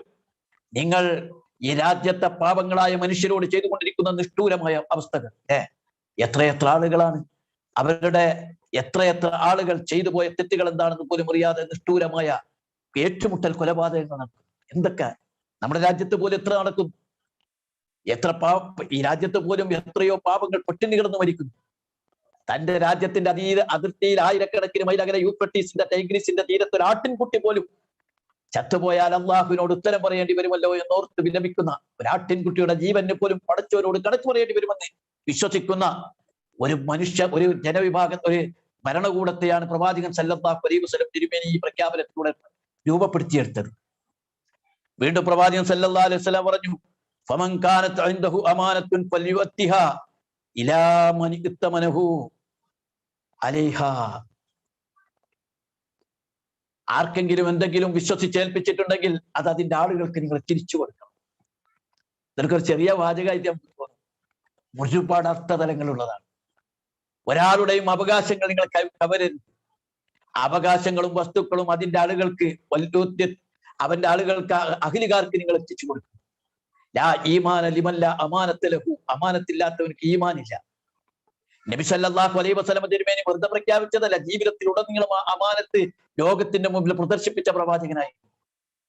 തന്നെ കൊല്ലാൻ വേണ്ടി വീട് വളഞ്ഞ സന്ദർഭത്തിൽ പ്രവാചകൻ സല്ലല്ലാഹു അലൈഹി വസല്ലം തിരുമേനി അവരുടെ കണ്ണുവെട്ടിച്ച് കടന്നു പോകുന്ന ഘട്ടത്തിൽ അലി റളിയല്ലാഹുവിനെ തന്റെ വിരിപ്പിൽ കിടത്തിക്കൊണ്ട് നബി സല്ലല്ലാഹു അലൈഹി വസല്ലം തിരുമേനി ചെയ്ത ഒരു കാര്യം, തന്നെ ശത്രുക്കളടക്കം ആളുകൾ ഏൽപ്പിച്ച അമാനത്തുകൾ ഇന്ന ആളുകൾക്ക് എത്തിച്ചു കൊടുക്കണമെന്ന കാര്യം ഏൽപ്പിച്ചുകൊണ്ടായിരുന്നു പോയത്. ശത്രുക്കൾ പോലും തങ്ങളുടെ അമാനത്തുകൾ സൂക്ഷിക്കാൻ വേണ്ടി ഏൽപ്പിക്കപ്പെട്ട വിശ്വസ്തൻ അല്ലമീൻ എന്ന അപരനാമത്തിൽ അറിയപ്പെട്ട പ്രവാചകൻ സല്ലല്ലാഹു അലൈഹി വസല്ലം തിരുമേനി ആയിരുന്നു എന്ന് നമ്മൾ മനസ്സിലാക്കണം. അതുകൊണ്ട് ഓരോരുത്തരുടെയും അമാനത്തുകൾ അതിന്റെ ആളുകൾക്ക് നിങ്ങൾ കൊടുക്കണം. ആ അമാനത്തിനെ കുറിച്ച് നിങ്ങൾ സൂക്ഷിക്കണം. നാം വിശദീകരിക്കേണ്ടതില്ല. അമാനത്തുകൾ വലുതാണ്. ഈ രാജ്യത്തിന്റെ ഭരണാധികാരം ആരെങ്കിലും ഏൽപ്പിച്ചിട്ടുണ്ടെങ്കിൽ അത് അമാനത്തായി അവർ കരുതണമെന്നാണ് പറഞ്ഞതിന്റെ അർത്ഥം. ഇന്ത്യയുടെ ഭരണാധികാരികളെ ഏൽപ്പിച്ചിട്ടുണ്ടെങ്കിൽ ഈ രാജ്യത്തെ ജനത ഏൽപ്പിച്ച അമാനത്താണ്.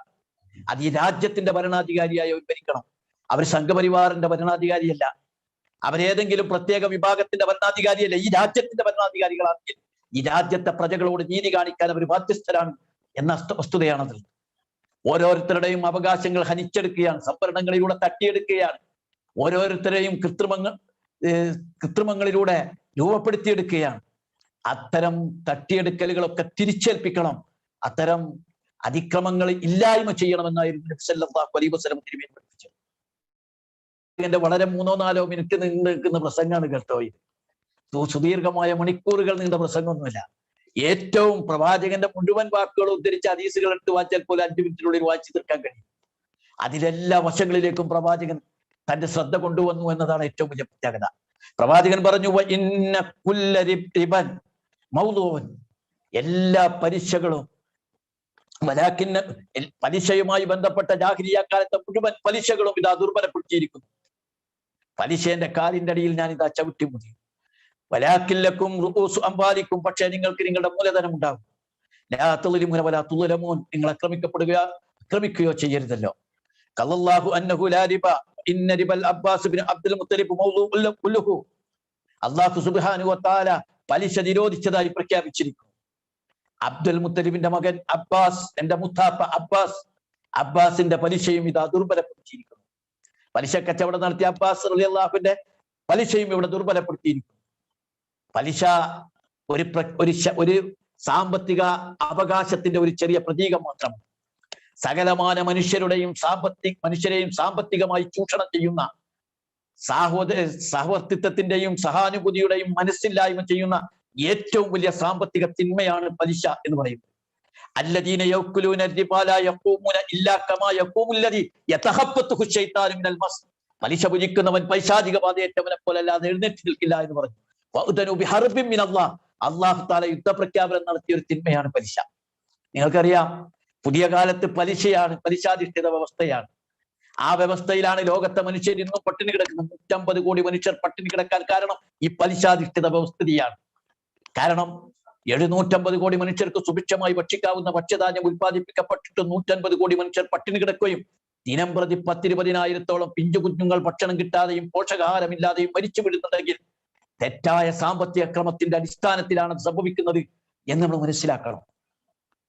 ആ പലിശാധിഷ്ഠിത വ്യവസ്ഥയിൽ സമ്പന്നരായ ആളുകൾ വീണ്ടും വീണ്ടും വൻസമ്പന്നരായി തീരുകയും പാവങ്ങളായ ആളുകൾ വീണ്ടും വീണ്ടും വീണ്ടും വീണ്ടും സാമ്പത്തികമായി ചൂഷണം ചെയ്യപ്പെട്ട പാവങ്ങളായി തീരുകയും ചെയ്യുന്ന വിരോധാഭാസം നടക്കുകയാണ്. 130 കോടി മനുഷ്യർ ജീവിക്കുന്ന ഈ ഇന്ത്യ രാജ്യത്തിന്റെ സമ്പത്തിന്റെ സിംഹഭാഗവും ഏതാനും ആളുകളുടെ കൈകളിലാണ്. അതേസമയം കയറി നിൽക്കാൻ ഒരു കൂരയില്ലാത്ത ആളുകൾ, ഒരു വീട് പോലും ഇല്ലാത്ത ആളുകൾ കോടിക്കണക്കിന് മനുഷ്യർ ഈ രാജ്യത്ത് ജീവിക്കുന്നു.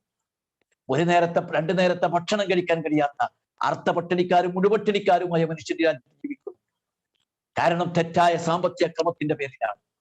അതുകൊണ്ടാണ് പ്രവാചകൻ സല്ലല്ലാഹു അലൈഹി വസല്ലം തിരുമേനി പലിശക്കെതിരെ അതിശക്തമായി ഇന്നും ലോകത അംഗീകരിക്കുന്നുണ്ട്. പക്ഷേ പലിശ രാജാക്കന്മാരും പലിശാധിഷ്ഠിത വ്യവസ്ഥയുടെ വക്താക്കളും പലിശരഹിതമായ ഒരു സമ്പൽ വ്യവസ്ഥയ്ക്ക് വേണ്ടി അനുവദിക്കുന്നില്ല എന്നതാണ് സത്യം. യഥാർത്ഥത്തിൽ എക്കണോമിസ്റ്റുകൾക്കൊക്കെ അറിയാം, പലിശാധിഷ്ഠിത വ്യവസ്ഥയാണ് ഈ രാജ്യത്തിന്റെ നാശം. നമ്മുടെ രാജ്യത്ത് ഒരു കുഞ്ഞ് ജനിക്കുമ്പോൾ ആ കുഞ്ഞിനെ നമ്മൾ കൊടുക്കുന്നത് കടപ്പത്രത്തിന്റെ പലിശയുടെ കടപ്പത്രമാണ്. ഈ രാജ്യത്തിന്റെ റവന്യൂ വരുമാനത്തിന്റെ സിംഹഭാഗവും പലിശ വിട്ടാനാ കൊടുക്കുന്നത്. വമ്പൻ പലിശക്ക് പണം കടമെടുത്തിട്ടാണ് ഈ രാജ്യത്തെ ഭരണകൂടങ്ങൾ ജീവിക്കുന്നത്. എത്രമാത്രം വലിയ മനുഷ്യാവകാശ ലംഘനമാണ്! ജീവിക്കാനുള്ള, ഭക്ഷണം കഴിക്കാനുള്ള, 2 നേരം സുഖമായി ജീവിക്കാനുള്ള അവകാശങ്ങൾ അള്ളാഹു നൽകാത്തതല്ല, പടച്ചതമ്പുരാൻ അന്നം നൽകിയിട്ടും അത് മനുഷ്യർക്ക് കിട്ടാത്ത അവകാശ ലംഘനം ഈ രാജ്യത്ത് നടക്കുന്നതിന്റെ പിന്നിലെ പ്രധാന കണ്ണി പലിശയാണ്. 1400 വർഷം മുമ്പ് പലിശാധിഷ്ഠിത വ്യവസ്ഥയെ തീർത്തും ഇല്ലായ്മ ചെയ്തു പ്രഖ്യാപിച്ചു നബി സല്ലല്ലാഹു അലൈഹി വസല്ലം. വീണ്ടും പ്രവാചകൻ പറഞ്ഞു, വഇന്ന കുല്ല ദമിൻ കാന ഫിൽ ജാഹിലിയത്തി മൗദൂഹ് വഇന്ന വലദിമാഉകും അലാ ഉദമി Rabiah bin Harith bin Abdul Muttalib. എല്ലാ പ്രതികാര നടപടികളും ഇതോടുകൂടി അവസാനിപ്പിച്ചിരിക്കുന്നു. അബ്ദുൽ മുത്തലിബിന്റെ മകൻ ഹാരിസ് ബിൻ റബീഅയുടെ പ്രതികാര നടപടികളൊന്നുമില്ല. സാഹോദര്യത്തിന്റെയും വിട്ടുവീഴ്ചയുടെയും ഒരു പ്രഖ്യാപനം പ്രവാചകൻ സല്ലല്ലാഹു അലൈഹി വസല്ലം നടത്തി. വീണ്ടും പ്രവാചകൻ വിളിച്ചു, അയ്യുഹന്നാസ് ഇന്ന ശൈത്താന ഖദ് യഅസ അൻ യഅബുദ ഫീ അർളികും ഹാദിഹി അബദ. ഈ നിങ്ങളുടെ ഈ ഭൂമിയിൽ പിശാച് ആരാധിക്കപ്പെടുന്നതിൽ അവൻ നിരാശനായി കഴിഞ്ഞിരിക്കുന്നു. ലക്ഷക്കണക്കിന് ആളുകൾ ഇതാ അള്ളാഹുവിനെ വിളിച്ച് പ്രാർത്ഥിക്കുകയും നന്മ വളരുകയും ചെയ്തിരിക്കുന്നു. പിശാചിന്റെ വിളയാട്ടമായിരുന്നു ഇതുവരെ ഈ ഭൂമിയിൽ ഉണ്ടായിരുന്നത്. പിശാചിന്റെ കളിയായിരുന്നു ഇതുവരെ ഉണ്ടായിരുന്നത്. പിശാച് ഇതാ നിരാശനായി കഴിഞ്ഞിരിക്കുന്നു. പിശാചിനെ എന്നാൽ അവനെ ഇനി ആരാധിക്കപ്പെടുന്ന അവസ്ഥ ഈ ഭൂമിയിൽ ഉണ്ടാവുന്നില്ല. അവനനുസരിക്കപ്പെടുന്ന അവസ്ഥയാണ് വരുന്നത്. അതുകൊണ്ട് പിശാച് നിരാശനായി കഴിഞ്ഞിരിക്കുന്നു. അള്ളാഹുവിനെ മാത്രം അംഗീകരിച്ച് നിങ്ങൾ പോകണം എന്ന് പഠിപ്പിച്ചു. വീണ്ടും നബി സല്ലല്ലാഹു അലൈഹി വസല്ലം തിരുമേനി ഏറ്റവും ശക്തമായ ഒരു മനുഷ്യാവകാശ പ്രഖ്യാപനമായി പറഞ്ഞു, അലാ ഇന്നലക്കും അലാ നിസാഇക്കും ഹഖ്ഖ വലഹുന്ന അലൈക്കും ഹഖ്ഖ. വീണ്ടും അതിങ്ങനെ വിശദീകരിക്കണം, പറയാൻ നേരമില്ലാത്തതുകൊണ്ട് ഞാൻ ചുരുക്കുകയാണ്. തീർച്ചയായും സ്ത്രീകൾക്ക് നിങ്ങളുടെ മേൽ സ്ത്രീകളുടെ കാര്യത്തിൽ നിങ്ങൾക്ക് ചില ബാധ്യതകളുണ്ട്. സ്ത്രീകളുടെ വിഷയത്തിൽ നിങ്ങൾ അള്ളാഹുവിനെ സൂക്ഷിക്കണം. അവർ നിങ്ങളുടെ അടുക്കൽ ഒരു അമാനത്താണ് എന്ന് പഠിപ്പിക്കുകയാണ്. എന്നാൽ നിങ്ങളുടെ വിരിപ്പിൽ നിങ്ങൾക്ക് ഇഷ്ടമില്ലാത്ത ആളുകളെ പ്രവേശിപ്പിക്കാതിരിക്കുക എന്നത് അവർ നിങ്ങളോട് ചെയ്യേണ്ട കടമയാണ്. നിങ്ങൾ അവരോട് ഏറ്റവും അവരോട് ഏറ്റവും മാന്യമായി പെരുമാറുക. അവർക്ക് ആവശ്യമായ ഭക്ഷണവും വസ്ത്രവും ഒക്കെ നിങ്ങൾ നൽകുക എന്ന് പഠിപ്പിച്ചു. ആധുനിക കാലഘട്ടത്തിൽ ഏറ്റവും ചർച്ച ചെയ്യപ്പെടുന്ന ഒരു വിഷയമാണ് സ്ത്രീ സമൂഹത്തോടുള്ളത്. ഞാനൊരു കാര്യം ഉറപ്പിച്ചു പറയുന്നു. നിലവിലെ മുസ്ലിം സമൂഹം നബി സല്ലല്ലാഹു അലൈഹി വസല്ലം തിരുമേനിയും സഹാബത്തും ഖുലഫാഉ റാഷിദുകളും സ്ത്രീകൾക്ക് അനുവദിച്ചു കൊടുത്ത അത്രയും സ്വാതന്ത്ര്യം അനുവദിക്കുന്നില്ല എന്നതൊരു സത്യമാണ്. നമ്മൾ മനസ്സിലാക്കണത്. നമ്മൾ വിചാരിക്കുന്ന പോലെ കെട്ടിപ്പൂട്ടി വെക്കപ്പെടേണ്ട പെണ്ണല്ല സ്ത്രീ. ഇസ്ലാമിന്റെ സ്ത്രീയെ തെറ്റായി പ്രചരിപ്പിച്ചതാണ്. ഇസ്ലാമിന്റെ സ്ത്രീയെ വീട്ടിനകത്ത് തളച്ചിടാൻ വേണ്ടി ഉണ്ടാക്കിയെടുത്ത തന്ത്രമാണത്. പുരുഷന്റെ ശക്തികൾ ഇസ്ലാമിക സമൂഹത്തെ തളർത്തുന്നതിന് വേണ്ടി ഇസ്ലാമിന്റെ സ്ത്രീ ഉമ്മയുടെ ഗർഭപാത്രത്തിൽ നിന്ന് പുറത്തേക്കും അവിടെ നിന്ന് സ്വഗൃഹത്തിലേക്കും ഭർതൃഗൃഹത്തിലേക്കും അവിടെ നിന്ന് ഖബർസ്ഥാനിലേക്കും മാത്രമേ പോകാവൂ എന്ന പ്രചാരണം അഴിച്ചുവിടുക വഴി വിവരമില്ലാത്ത, അറിവില്ലാത്ത ഒരു പുതിയ തലമുറയെ സൃഷ്ടിക്കപ്പെടുകയായിരുന്നു. ഞാൻ പറയുന്നു, സ്ത്രീകളുടെ അവകാശങ്ങൾ നമ്മൾ വകവെച്ചു കൊടുക്കണം. അവർക്ക് ഏറ്റവും മാന്യമായ അവസ്ഥ കൊടുക്കണം. ധീരനായ ഗാംഭീര്യത്തിന്റെ പ്രതീകമായ കിസ്റയെയും കൈസ്റിനെയും വിറകൊള്ളിച്ച ഉമർ റളിയല്ലാഹുവിന്റെ നേരെ വിരൽ ചൂണ്ടി സംസാരിക്കാൻ തന്റെ ഇടമുള്ള പെണ്ണിനെ സൃഷ്ടിച്ച ദീനാണ് ഇസ്ലാം. നമ്മൾ മനസ്സിലാക്കേണ്ട കാര്യമാണ്. ആ ഉമർ റളിയല്ലാഹുവിന് മദീന മാർക്കറ്റിന്റെ ചാർജ് ഏൽപ്പിച്ചു കൊടുത്തത് ഒരു സ്ത്രീക്കാണ്. പുരുഷന്മാർ കാണിക്കുന്ന കള്ളത്തരങ്ങൾ കണ്ടുപിടിക്കാനും അവരെ കൈകാര്യം ചെയ്യാനും ലോ ആൻഡ് ഓർഡർ നടപ്പാക്കാനും വേണ്ടി ഏൽപ്പിച്ചത് ഒരു സ്ത്രീയെയാണ്. മഹാനായ റസൂലുള്ളാഹി സ്വല്ലല്ലാഹു അലൈഹി വസല്ലം തിരുമേനി ഉഹുദ് യുദ്ധത്തിൽ പ്രവാചകനെ ആസൂത്രിതമായി വധിക്കാൻ ശത്രുക്കൾ ആസൂത്രണം ചെയ്ത് പ്രവാചകനെതിരെ ആക്രമണം അഴിച്ചുവിട്ടപ്പോൾ തന്റെ വാളും ചുഴറ്റി നിന്നുകൊണ്ട് പ്രവാചകനെതിരെ ധീരമായി സമരം യുദ്ധം ചെയ്ത ഉമ്മമാർ റളിയല്ലാഹു അൻഹു ഇസ്ലാമിന്റെ പ്രതീകമാണ്. തന്റെ മകനെ നിർദാക്ഷിണ്യം വധിച്ച മുസൈലിമത്തുൽ കദ്ദാബിനെതിരെ കോട്ടക്കകത്തേക്ക് കയറി ചെന്ന് മുസൈലിമയെ വെട്ടാനോങ്ങിയ ഭാഗ്യം ഒരർത്ഥത്തിൽ സാധിച്ചില്ല. അപ്പോഴേക്കും വഹ്ശിയുടെ കുന്തം മുസൈലിമയുടെ ശരീരത്തിൽ തറച്ചു പോയിരുന്നു. പക്ഷേ അതിനും ധീരത കൊടുത്ത, അതിന് അവസരം കൊടുത്ത ദീനാണ് ഇസ്ലാം. അമ്മാർക്ക് അവസരം കൊടുത്ത ദീനാണ് ഇസ്ലാം. പണ്ഡിതയും വിദൂഷികയുമായ ആയിഷ റളിയല്ലാഹു അൻഹ വളർത്തിയെടുത്ത ദീനാണ് ഇസ്ലാം. ഞാൻ പറയുന്നു, സ്ത്രീകൾ അവരുടെ അവകാശങ്ങൾ കൊടുക്കണം. അവർക്ക് ആദ്യമായി സ്വത്തവകാശം കൊടുത്തത് ഇസ്ലാമാണ്. അവർക്ക് വിവാഹമോചനാധികാരം കൊടുത്തത് ഇസ്ലാമാണ്. അവരോട് ഏറ്റവും മാന്യമായി പെരുമാറണം. അവരുടെ കാര്യത്തിൽ ശ്രദ്ധിക്കണം. നമ്മൾ അവരുടെ കാര്യത്തിൽ അശ്രദ്ധ കാണിക്കുമ്പോൾ ഇസ്ലാമിന്റെ വിരുദ്ധ ശക്തികൾ നമുക്കെതിരെ തിരിയുന്നു എന്ന വസ്തു നമ്മൾ തിരിച്ചറിയണം. മുസ്ലിം ഭാഗത്ത് നിന്ന് മതപണ്ഡിതന്മാരുടെ ഒക്കെ ഭാഗത്ത് നിന്ന് അശ്രദ്ധമായ പദപ്രയോഗങ്ങൾ ഇസ്ലാം സ്ത്രീ വിരുദ്ധമാണ് എന്ന് പ്രചരിപ്പിക്കപ്പെടുകയാണ്. പകരം ഇസ്ലാം സ്ത്രീ വിരുദ്ധമല്ല. കുഴിച്ചു മൂടപ്പെട്ട പെണ്ണിനെ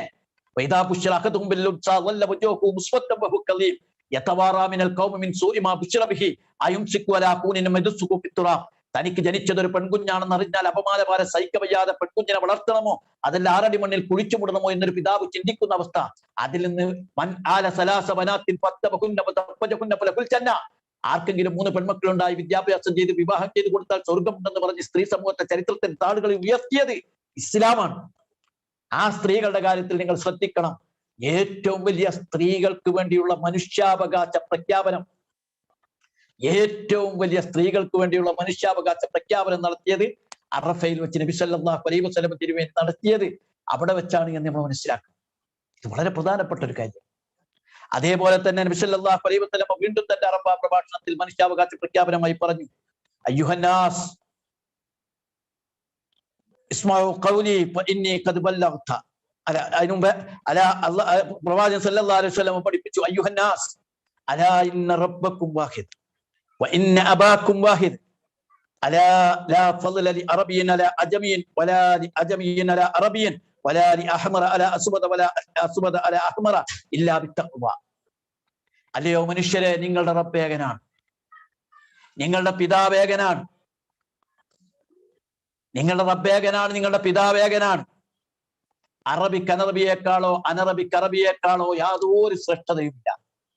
വെളുത്തവന് കറുത്തവനേക്കാളോ കറുത്തവന് വെളുത്തവനേക്കാളോ ചുമന്നവനേക്കാളോ ഒരു പ്രത്യേകതയുമില്ല. നമ്മളിത് നിസ്സാരമായി കാണരുത്. 1400 വർഷം മുമ്പാണ് അല്ലാഹുവിന്റെ റസൂൽ പറഞ്ഞത്. ജാതീയതയും അസ്പർശ്യതയുടെയും തൊട്ടുകൂടായ്മയുടെയും ഏറ്റവും മോശമായ ഒരു കാലത്ത് മനുഷ്യാവകാശത്തിന്റെ സമത്വത്തിന്റെ മഹത്തായ സന്ദേശം മുഹമ്മദ് റസൂലുള്ളാഹി സ്വല്ലല്ലാഹു അലൈഹി വസല്ലം തിരുമേനി ഖുതുബത്തുൽ വിദായിൽ അറഫ പ്രഭാഷണത്തിൽ പ്രഖ്യാപിക്കുകയാണ്. നബി സല്ലല്ലാഹു അലൈഹി വസല്ലം പറഞ്ഞു, മനുഷ്യരൊക്കെ ഒന്നാണ്. വെറുതെ പറഞ്ഞതല്ല, അതായിരുന്നു 23 വർഷം റസൂൽ നടപ്പാക്കിയത്.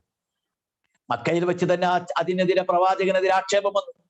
മുഹമ്മദിന്റെ കൂടെയുള്ളവർ സാധാരണക്കാരും ഞങ്ങളുടെ കൂട്ടത്തിലെ കീഴാള വർഗവുമായിരുന്നു എന്ന ആക്ഷേപമായിരുന്നു. അവരെയൊക്കെ മാറ്റുകയാണെങ്കിൽ ഞങ്ങൾ പ്രമാണിമാരെ ആ നിന്യന്മാരെയൊക്കെ ഞങ്ങൾ ആട്ടിപ്പായിക്കുമെന്ന വാദമായിരുന്നു.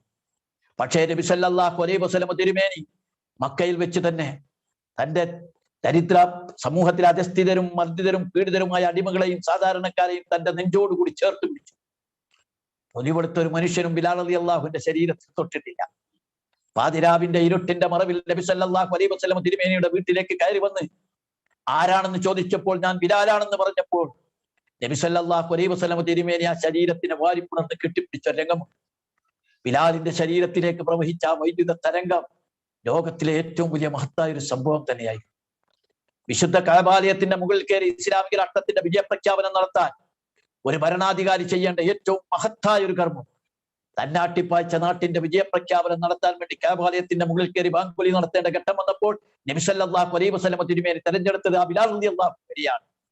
കഅബാലയത്തിന്റെ മുകളിലേക്ക് തട്ടിപ്പിടിച്ച് കയറുമ്പോൾ പതുക്കെ ഊർന്നു വീണ ബിലാൽ റളിയല്ലാഹു അൻഹു അള്ളാഹുവിന്റെ റസൂല് തന്റെ തോളത്ത് തോള് വെച്ച് താങ്ങി നിർത്തു. ബിലാൽ റളിയല്ലാഹു അൻഹു റസൂലുള്ളാഹിന്റെ 2 തോളിൽ ചവിട്ടി കഅബാലയത്തിൽ തട്ടിപ്പിടിച്ച് നിൽക്കുകയാണ്. അദ്ദേഹം കഅബാലയത്തിന്റെ മുകളിൽ കയറി ബാങ്ക് വിളിക്കുമ്പോൾ ലോകം അതുവരെ വെച്ചു പുലർത്തിയ സകല അസമത്വത്തിന്റെ ചീട്ടുകൊട്ടാരങ്ങളും തകരുകയാണ്. അന്ന് ഇസ്ലാം സ്വീകരിച്ച അബൂ സുഫിയാൻ പറഞ്ഞത്, അബൂ സുഫിയാൻ പറയാണ്, പടച്ചോങ്കാത്തന്റെ വാപ്പ ജീവിച്ചിരിക്കാൻ, ജാഹിലിയ മനസ്സുള്ള എന്റെ വാപ്പ എങ്ങാനും കഅബാലയത്തിന്റെ 4 അയലത്തേക്ക് വരാൻ പാടില്ലാത്ത ബിലാൽ കഅബാലയത്തിന്റെ മുകളിൽ കയറി ബാങ്ക് വിളിക്കുന്ന രംഗം കണ്ടിരുന്നെങ്കിൽ കഅബാലയത്തിന്റെ തിരുമുറ്റത്ത് ഹൃദയം പൊട്ടി മരിച്ചേനെ എന്നാണ്. സഹോദരന്മാരെ, നമ്മൾ മനസ്സിലാക്കണം, വളരെ ഗൗരവത്തിൽ നമ്മൾ മനസ്സിലാക്കണം. ഇസ്ലാമിന്റെ ഈ സാഹോദര്യം നിലനിർത്താൻ നമുക്ക് സാധിക്കണം. നമുക്കിടയിൽ എന്തെങ്കിലും സാഹോദര്യമില്ലായ്മയുടെ എന്തെങ്കിലും കണികയുണ്ടെങ്കിൽ, അസമത്വത്തിന്റെ എന്തെങ്കിലും കണികയുണ്ടെങ്കിൽ, ഈ അറഫയുടെ ദിനത്തിൽ ഇസ്ലാമിക സമൂഹം ഇനിയും അത് വെച്ചു പുലർത്തുകയില്ല എന്ന് പ്രഖ്യാപിക്കണം. കാരണം ഇസ്ലാമിനെതിരെ യുക്തിവാദികളും നിരീശ്വരവാദികളും പറയുന്നു ഇസ്ലാമിന് ജാതീയത ഉണ്ട് എന്ന്. ഇസ്ലാമിൽ തങ്ങൾ എന്ന് പറഞ്ഞൊരു വേറെ ജാതിയുണ്ട്, ഒസാൻ എന്ന് പറയുന്ന വേറൊരു ജാതിയുണ്ട്, ഇസ്ലാമിലും വേറെ കുറെ ജാതികൾ ഉണ്ട് എന്ന് പറയുന്നു. ഇല്ല, ഇസ്ലാമിൽ ഒരൊറ്റ ജാതി, നിങ്ങളുടെയൊക്കെ പിതാവ് ഏകനാണ്. അത് നടപ്പാക്കാൻ ഇസ്ലാമിക നേതൃത്വവും ഇസ്ലാമിക സമൂഹവും ബദ്ധശ്രദ്ധരായിരിക്കണം. ലോകത്തോട് പറയണം, സകല ജാതീയതയും വെച്ചു പുലർത്തുന്ന സമൂഹത്തോട് പറയണം, ഇവിടെ ഒരൊറ്റാള് ഇസ്ലാമിലേക്ക് കടന്നു വന്ന പുതു മുസ്ലിമീങ്ങൾ ഇസ്ലാമിൽ ഏറ്റവും അഗ്രഗണ്യരാണ്. അവർക്ക് 2ാം സ്ഥാനമല്ല, അവർ ഇസ്ലാമിനെ മനസ്സിലാക്കി കടന്നു വന്നവരാണ്. അവരെ സ്വീകരിക്കുകയാണ്, അവർക്ക് ഏറ്റവും മഹിതമായ സ്ഥാനം നൽകുകയും പാരമ്പര്യ മുസ്ലിമിനേക്കാളും ഉന്നതരാണ് അവർ എന്ന് വിശ്വസിക്കുകയും ചെയ്യാൻ നമുക്ക് കഴിയണം. ആ അസമത്വമാണ് ഇന്ന് ലോകത്ത് നടക്കുന്നത്. ഇന്ത്യ രാജ്യത്ത് പോലും നടക്കുന്നത്. ഇവിടത്തെ സമ്പന്ന കുബേര സവർണ വർഗത്തിന് വേണ്ടി എല്ലാ കാര്യങ്ങളും ഉണ്ടാക്കുകയാണ്. അതിനെതിരെയുള്ള മനുഷ്യാവകാശ പ്രഖ്യാപനമാണ് നബി സല്ലല്ലാഹു അലൈഹി വസല്ലം തിരുമേനി അന്ന് ഹജ്ജത്തുൽ വിദായിൽ വെച്ച് നടത്തിയത് എന്ന് നമ്മൾ മനസ്സിലാക്കണം. നബി സല്ലല്ലാഹു അലൈഹി വസല്ലം തിരുമേനി വീണ്ടും പറഞ്ഞു, തറക്തു ഫീകും അംറൈൻ ലം തളല്ലു മാ തമസ്സക്തും ബിഹിമാ കിതാബുല്ലാഹി വസുന്നത്തു റസൂലി. മനുഷ്യരെ വിളിച്ചുകൊണ്ട് തന്നെയാണ് പറഞ്ഞത്, നിങ്ങൾക്ക് ഇടയിൽ ഇതാ ഞാൻ 2 കാര്യം വിട്ടേച്ചു പോകുന്നു, അതിനെ മുറുകെ പിടിക്കുന്നിടത്തോളം കാലം നിങ്ങൾ വഴിപിടക്കില്ല. അള്ളാഹുവിന്റെ കിതാബ്, പ്രവാചകന്റെ ചര്യ. ഇതേതെങ്കിലും ഫിഖ്ഹി മസലക്ക് വിധി തേടാൻ വേണ്ടി ഖുർആനും ഹദീസ് ഉപയോഗിക്കണമെന്നല്ല. ലോകകുലത്തോട് പറയുന്നു, ജീവിതത്തിന്റെ സമസ്യകളിൽ പൂരണം നൽകാൻ, ജീവിതത്തിന്റെ ദുർഘട പദങ്ങളിൽ നേരിടുന്ന ഒരുപാട് പ്രശ്നങ്ങൾക്ക് പരിഹാരം കാണാൻ, നുറുങ്ങുന്ന 100 പ്രശ്നങ്ങൾക്ക് വിമോചനം കാണാൻ മനുഷ്യകുലമേ നിങ്ങൾക്ക് തേടാനുള്ളത് നിങ്ങളെ സൃഷ്ടിച്ച സട്ടാവായ അള്ളാഹുവിന്റെ വേദഗ്രന്ഥവും നിങ്ങളിലേക്ക് വേണ്ടി കാരുണ്യത്തോടു കൂടി നിയോഗിതനായ പ്രവാചകന്റെ ചര്യയുമാണ് എന്ന് നബി സല്ലല്ലാഹു അലൈഹി വസല്ലം തിരുമേനി പ്രഖ്യാപിക്കുകയാണ്. പ്രവാചകന്റെ ചര്യയും ഖുർആനുമാണ്. ലോകത്തിനോട് നമുക്ക് പറയാനുള്ളത് അതാണ്. നിങ്ങളെ ഇരുട്ടിൽ നിന്ന് വെളിച്ചത്തിലേക്ക് നയിക്കാൻ കഴിയുന്ന കെൽപ്പുള്ള ഗ്രന്ഥം വിശുദ്ധ ഖുർആനാണ്.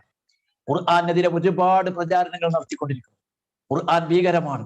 ഖുർആൻ അസഹിഷ്ണുതയുടെ വേദഗ്രന്ഥമാണ്, അന്ധവിശ്വാസങ്ങളുടെ ഗ്രന്ഥമാണ്, 6ാം നൂറ്റാണ്ടിലെ ഗോത്ര സമൂഹത്തിന്റെ ആചാരങ്ങൾ ഉൾക്കൊള്ളുന്നതാണെന്ന പ്രചാരണം ഇവിടെ നടക്കപ്പെടുകയാണ്. അല്ല, ഈ വിശുദ്ധ ഖുർആൻ മനുഷ്യരെ സകലമാന ഇരുട്ടുകളിൽ നിന്നും വെളിച്ചത്തിലേക്ക് നയിക്കുന്ന ഗ്രന്ഥമാണ്. ഹുദൽ മനുഷ്യർക്ക് സന്മാർഗദർശകമാണ്. ഇന്ന ഹാദൽ ഖുർആന യഹ്ദീ ലില്ലത്തി ഹിയ അഖ്വം. അത് ഒരു മനുഷ്യ സമൂഹത്തിന് ചൊവ്വായ നേരായ വഴി കാണിച്ചു കൊടുക്കുന്നു. ആ വേദഗ്രന്ഥം പാരായണം ചെയ്യുമ്പോൾ നീതി എന്താണെന്ന് നിങ്ങൾ പഠിക്കും. ശത്രുവിനെതിരെ നീതി നടപ്പാക്കിയതിന്റെ ഉദാഹരണം നിങ്ങൾ പഠിക്കും. അടിച്ചമർത്തപ്പെട്ടവനോട് ഒരു ചെറിയ അബദ്ധം സംഭവിച്ചതിനെ കുറിച്ച് തിരുത്തി പറയുന്നത് നിങ്ങൾ വായിക്കും. സത്യവും നീതിയും എന്താണെന്ന് ലോകകുലത്തെ പഠിപ്പിക്കുന്ന വേദഗ്രന്ഥം, ആധുനിക ലോകത്തെ മനുഷ്യൻ നേരിടുന്ന പ്രശ്നങ്ങളുടെ പരിഹാര ഗ്രന്ഥം അവരുടെ സൃഷ്ടാവായ വിശുദ്ധ ഖുർആനാണ് എന്നാണ് നബി സല്ലല്ലാഹു അലൈഹി വസല്ലം പറഞ്ഞത്. അതിന്റെ പ്രയോഗമാണ് പ്രവാചകൻ നടപ്പിൽ വരുത്തിയത്. ഏറ്റവും ചരിത്രത്തിലെ മോശമായ ഒരു ജനപദത്തെ ലോകത്തിന്റെ ജേതാക്കളും വിജേതാക്കളും നായകന്മാരുമാക്കി അള്ളാഹുന്റെ റസൂല് മാറ്റി. അതിനോളം വിശുദ്ധമായ ഒരു സമൂഹ ലോകത്തുണ്ടായിട്ടുണ്ടോ? അങ്ങനെ മാറ്റിമറിച്ച ഒരു പ്രവാചകന്റെ ജീവിത പാന്താവായിരിക്കണം നിങ്ങൾ മുറുകെ പിടിക്കേണ്ടത്. ഖുർആനെ പഠിക്കാനും പ്രവാചക ചര്യയെ സ്വീകരിക്കാനും ഖുർആനിന് അനുധാപനം ചെയ്യാനും നബി സല്ലല്ലാഹു അലൈഹി വസല്ലം തിരുമേനി മനുഷ്യ സമൂഹത്തെ ആഹ്വാനം ചെയ്തു, മനുഷ്യകുലത്തെ ആഹ്വാനം ചെയ്തു. ആ സന്ദർഭത്തിൽ അവിടെ വെച്ച് അവസാനം നബി സല്ലല്ലാഹു അലൈഹി വസല്ലം തിരുമേനി തന്റെ മുന്നിൽ നിൽക്കുന്ന സഹോദരന്മാരോട് ചോദിച്ചു, അലഹൽ ബല്ലഗ്തു, ഞാൻ അള്ളാഹുവിന്റെ സന്ദേശം നിങ്ങൾക്ക് എത്തിച്ചു തന്നില്ലേ? അവരേക സ്വരത്തിൽ ഉറക്കെ വിളിച്ചു പറഞ്ഞു, ഭലാ യാ റസൂലുള്ളാഹ്, അള്ളാഹുവിന്റെ റസൂലെ ഞങ്ങൾക്ക് എത്തിച്ചു തന്നു. എങ്കിൽ ഫല്യുബല്ലിഗ് ഷാഹിദുൽ ഗൈബ, ഇവിടെ ഹാജറുള്ളവർ ഹാജറില്ലാത്തവർക്ക് ഇത് എത്തിച്ചു കൊടുക്കുക. ഇവിടെ ഹാജറുള്ളവർ ഹാജറില്ലാത്ത ആളുകൾക്ക് ഈ സന്ദേശം എത്തിക്കുക. ഒരു നിസ്സാര കാര്യമല്ല. ഈ സന്ദേശം ലോകം മുഴുവൻ നിലനിൽക്കണം. ഈ സന്ദേശം ഖിയാമത്ത് നാൾ വരെ നിലനിൽക്കണം. ഇനി പ്രവാചകന്മാർ വരാനില്ല. അള്ളാഹുവിന്റെ സന്ദേശമാണിത്. പ്രവാചകനിലൂടെ പൂർത്തീകരിച്ച സന്ദേശമാണിത്. ഈ സന്ദേശം കിട്ടിയവരൊക്കെയും ഇതിന്റെ ഉത്തരവാദിത്തം ഏറ്റെടുക്കണം. മുസ്ലിം സമൂഹം എന്ന നിലക്ക് ഈ സന്ദേശത്തിന്റെ വാഹകർ എന്ന നിലക്ക് ഓരോ അറഫയുടെ നോമ്പനുഷ്ഠിക്കുമ്പോഴും അറഫയുടെ ദിനത്തിലൂടെ മുന്നോട്ട് പോകുമ്പോഴും പ്രവാചകൻ സല്ലല്ലാഹു അലൈഹി വസല്ലം തിരുമേനി അറഫയിലൂടെ നമ്മളെ ഓർമ്മിപ്പിച്ച ആ ഉത്തരവാദിത്തം മറന്നു പോകരുത്. ഈ സന്ദേശത്തെ ജനങ്ങൾക്ക് എത്തിച്ചു കൊടുക്കണം. 1,20,000-ലേറെ വരുന്ന തന്റെ സഹാബാക്കളിൽ വലിയൊരു ജനവിഭാഗവും ലോകത്തിന്റെ മുക്കുമുലകളിലേക്ക് യാത്രാ സൗകര്യം കുറഞ്ഞ വേളയിൽ, അതും 1,00,000 വക്ത് നമസ്കാരത്തിന്റെ കൂലി കിട്ടുന്ന, 10,000 വക്ത് നമസ്കാരത്തിന്റെ കൂലി കിട്ടുന്ന മസ്ജിദുൽ ഹറമിൽ നിന്നും മസ്ജിദുൽ നബവിയുടെയും പരിസരത്ത് നിന്ന്, ഇബ്രാഹിം നബി അലൈഹി ഇസ്ലാമിന്റെയും ഇസ്മായിൽ നബി അലൈഹി ഇസ്ലാമിന്റെയും പാദസ്പർശമേറ്റ ഭൂമിയിൽ നിന്ന് നബി സല്ലല്ലാഹു അലൈഹി വസല്ലം തിരുമേനിയുടെ സഹാബത്തിന്റെയും ഖുലഫാഉർ റാഷിദുകളുടെയും ഒക്കെ ഖബർസ്ഥാനുള്ള ഭൂമിയിൽ നിന്ന് അവര് യാത്ര തിരിച്ചു ലോകത്തിന്റെ മുക്കുമൂലകളിലേക്ക് ഇസ്ലാമിന്റെ പ്രബോധനം നിർവഹിക്കാൻ. കാരണം അത് ഏറ്റവും വലിയ ദൗത്യമാണ്, അത് ഏറ്റവും വലിയ ഉത്തരവാദിത്തമാണ്. അതിന്റെ പ്രതിഫലം വലുതാണ്. അത് നിർവഹിച്ചിട്ടില്ലെങ്കിൽ ശിക്ഷ വലുതാണ്. ഓരോ അറഫ കഴിയുമ്പോഴും ഈ ദൗത്യം നമ്മൾ ഏറ്റെടുക്കണം. ഇസ്ലാം മനുഷ്യരുടെ വിമോചനത്തിന്റെ സന്ദേശമാണ്, അവരുടെ മനുഷ്യാവകാശത്തിന്റെ സന്ദേശമാണ്. ലോകത്ത് മനുഷ്യാവകാശം ധ്വംസിക്കപ്പെടുമ്പോൾ ഇസ്ലാമിന്റെ ഈ മനുഷ്യാവകാശത്തെ ഉയർത്തിപ്പിടിക്കേണ്ടതും അതിന്റെ സന്ദേശം പ്രചരിപ്പിക്കേണ്ടതും ലോകത്ത് സത്യവും നീതിയും നടപ്പാക്കാൻ വേണ്ടി യത്നിക്കേണ്ടതും ഇസ്ലാമിന്റെ സമൂഹത്തിന്റെ ബാധ്യതയാണ്. ലോകത്ത് ഇന്നും മനുഷ്യാവകാശങ്ങൾ ധ്വംസിക്കപ്പെടുമ്പോൾ തീർച്ചയായും ഇസ്ലാമിക പ്രബോധനത്തിന്റെ പ്രസക്തി വർദ്ധിക്കുകയാണ്. ലോകത്ത് അധർമ്മവും തിന്മയും പെരുകുമ്പോൾ, മദ്യവും ലഹരി മരുന്നും വർദ്ധിക്കുമ്പോൾ, ചൂഷണങ്ങളും സ്ത്രീപീഡനങ്ങളും പെരുകുമ്പോൾ, അധാർമികത പെരുകുമ്പോൾ, ധർമ്മത്തിന്റെ, സത്യത്തിന്റെ, നീതിയുടെ, സദാചാരത്തിന്റെ, ജീവിതശുദ്ധിയുടെ ഈ സന്ദേശം അള്ളാഹുവിന്റെ പ്രവാചകൻ നമ്മളോട് പറയുന്നു. ഇവിടെ ഹാജരുള്ള ഓരോരുത്തരും അതിന്റെ ആളുകൾക്ക് അത് എത്തിച്ചു കൊടുക്കണം. അത് നമ്മുടെ ബാധ്യതയാണ്, നമ്മുടെ ബാധ്യതയാണ്. മനുഷ്യരെ ഒരുപാട് ചിന്തിപ്പിക്കേണ്ട സന്ദർഭത്തിലൂടെയാണ് നമ്മൾ പോകുന്നത് എന്ന തിരിച്ചറിവ് നമുക്കുണ്ടാവണം. ആ തിരിച്ചറിവിലൂടെ തീർച്ചയായും അതിലേക്ക് നമ്മൾ ആളുകളെ ക്ഷണിക്കാൻ നമ്മൾ ബാധ്യസ്ഥരാണ്. ഞാൻ ദീർഘിപ്പിക്കുന്നില്ല, സമയം ഒരുപാടായി. കാരണം ഇത് പറഞ്ഞാൽ തീരാത്ത വലിയ വിഷയം. ഇവിടെ നമ്മൾ മനസ്സിലാക്കേണ്ടത് അറഫയുടെ ആ ചൈതന്യം നമ്മൾ ഉൾക്കൊള്ളുന്നതോടൊപ്പം തന്നെ നബി സല്ലല്ലാഹു അലൈഹി വസല്ലം തിരുമേനി അറഫയിലൂടെ നടത്തിയ പ്രഖ്യാപനം ഏതെങ്കിലും ഫിഖിന്റെ മസല പറയല്ലായിരുന്നു, ഏതെങ്കിലും അനുഷ്ഠാനങ്ങളുടെ തർക്കങ്ങളിലുള്ള വിഷയം തീർക്കലായിരുന്നില്ല റസൂലുള്ളാഹി ചെയ്തത്. മനുഷ്യകുലത്തെ വിളിച്ചുകൊണ്ട് മൗകാവസാനം വരെ ഇരിക്കുന്ന മനുഷ്യർക്ക് വളരെ വലിയ മനുഷ്യാവകാശ പ്രഖ്യാപനം നടത്തുകയായിരുന്നു മുഹമ്മദ് മുസ്തഫ സല്ലല്ലാഹു അലൈഹി വസല്ലം തിരുമേനി എന്ന് നമ്മൾ തിരിച്ചറിയണം. ആ ഒരു തിരിച്ചറിവിലൂടെ അത് ഉൾക്കൊണ്ടുകൊണ്ട് ഒരു വലിയ മാറ്റത്തിന് ലോകത്തിന് നയിക്കാൻ നമ്മൾ തയ്യാറാകണം. നമ്മൾ രാത്രിയിൽ പരമഭക്തനാവുകയും പകലിൽ തിന്മക്കെതിരെ പോരാടുന്ന അശ്വാരൂഢനെ പോലെ നീങ്ങുന്ന ഒരു സത്യവിശ്വാസിയായി നമുക്ക് മാറണം. തീർച്ചയായും അറഫ നമുക്ക് നൽകുന്ന സന്ദേശം അതാണ്, അറഫ നമുക്ക് നൽകുന്ന മെസ്സേജ് അതാണ്. റബ്ബിന്റെ മുമ്പിൽ ഉത്തരം പറയേണ്ടവരാണ്, അവരെ കണ്ടുമുട്ടേണ്ടതാണെന്ന ബോധത്തോടു കൂടി സ്വന്തത്തെ തിരിച്ചറിയുക. ഞാൻ എന്ന ആ മനുഷ്യൻ, ഞാൻ എന്ന മുസ്ലിം, എന്റെ ദൗത്യം എന്താണ്, ഞാൻ എവിടെ നിൽക്കുന്നു, എന്റെ ജീവിതത്തിൽ സംഭവിച്ചു പോയ അബദ്ധങ്ങളും തെറ്റുകളും കുറ്റങ്ങളും എവിടെയാണ്, അള്ളാഹുവിന്റെ പ്രവാചകൻ എന്നെ ഏൽപ്പിച്ച ദൗത്യവും ഉത്തരവാദിത്വവും യഥാവിധി ഞാൻ നിർവഹിക്കുന്നുണ്ടോ? ഇത്തരം വിഷയങ്ങളെ കുറിച്ച് വളരെ കുലങ്കഷമായി ചിന്തിക്കുകയും പഠിക്കുകയും മനസ്സിലാക്കുകയും ചെയ്തുകൊണ്ട് ഈ ദിവസത്തെ ചൈതന്യപൂർണ്ണമാക്കി തീർക്കുവാൻ നാം ഏവരും ശ്രദ്ധിക്കണം. അങ്ങനെ ഒരു പുതിയ ഇബ്രാഹിം ആകാൻ, പുതിയ ഇസ്മായിലാകാൻ, പുതിയ ഓരോ ചൈതന്യപൂർണ്ണമായ ഒരു മനുഷ്യനായി തീരാൻ നമുക്ക് കഴിയേണ്ടതുണ്ട്. അല്ലാമ ഇക്ബാൽ പാടിയതുപോലെ ഇവിടെ അഗ്നികുണ്ഡങ്ങൾ നിറക്കപ്പെട്ടിട്ടുണ്ട്. നമ്രൂദുമാർ ഒരുപാടുണ്ട്. നമ്രൂദുമാർ ഓരോ അഗ്നികുണ്ഡത്തിലൂടെയും മനുഷ്യകുലത്തിന്റെ അവകാശങ്ങളാണ് ധ്വംസിക്കപ്പെട്ടുകൊണ്ടിരിക്കുന്നത്. പക്ഷേ ആ നമ്രൂദുമാർക്കെതിരെ പോരാടാൻ ഇബ്രാഹിമിന്റെ മക്കൾ ഉണ്ടാകേണ്ടത് ഇംതിഹാൻ മഖ്സൂദ് ഹേ. അങ്ങനെ ഇബ്രാഹിമിന്റെ മക്കൾ പുനർജനിക്കപ്പെടേണ്ടതുണ്ട്. ആ പരീക്ഷണങ്ങളുടെ മുമ്പിൽ പതറാതെ സ്ഥൈര്യത്തോടുകൂടി മനുഷ്യർക്ക് വേണ്ടി ഉയർത്തെഴുന്നേൽപ്പിക്കപ്പെട്ടവരാണ്. മനുഷ്യർക്ക് വേണ്ടി ഉയർത്തെഴുന്നേൽപ്പിക്കപ്പെട്ടവരാണ് നമ്മൾ. നന്മ കൽപ്പിക്കുകയും തിന്മ വിരോധിക്കുകയും ചെയ്യുന്ന നന്മയുടെ സംസ്ഥാപനത്തിന് വേണ്ടി നിലകൊള്ളുന്ന ഒരു വിഭാഗമായി നമ്മൾ മാറണം എന്ന സന്ദേശമാണ് ഇതിലൂടെ പറഞ്ഞത്. നബി സല്ലല്ലാഹു അലൈഹി വസല്ലം തിരുമേനിയെ നിയോഗിച്ചതും അതിനു വേണ്ടിയായിരുന്നു. അതുകൊണ്ടാണ് അല്ലദീന യത്തബിഊന റസൂലൻ നബിയ്യൽ ഉമ്മിയ്യല്ലദീ യജിദൂനഹു മക്തൂബൻ ഇൻദഹും ഫിത്തൗറാത്തി വൽ ഇൻജീൽ യഅ്മുറുഹും ബിൽ മഅ്റൂഫി വയൻഹാഹും അനിൽ മുൻകർ വയുഹല്ലു ലഹുമുത് തയ്യിബാത്ത് വയുഹർരിമു അലൈഹിമുൽ ഖബാഇസ വയളഉ അൻഹും മിസ്റഹും വൽ അഗ്ലാൽ അല്ലത്തി കാനത് അലൈഹിം. ജനങ്ങളെ മതിച്ചുകൊണ്ടിരിക്കുന്ന ഭാരം ഇറക്കി വെക്കുകയും ജനങ്ങളെ വരിഞ്ഞു മുറുക്കിയ ചങ്ങലക്കിട്ട് പൊട്ടിക്കുകയും ജനങ്ങളെ വിമോചിപ്പിച്ചെടുക്കുകയും ചെയ്യുന്ന ഒരു പ്രവാചകനെയാണ് വിശുദ്ധ ഖുർആൻ പരിചയപ്പെടുത്തിയത്. മൂസാ നബിയെ പരിചയപ്പെടുത്തിയതും അങ്ങനെയാണ്.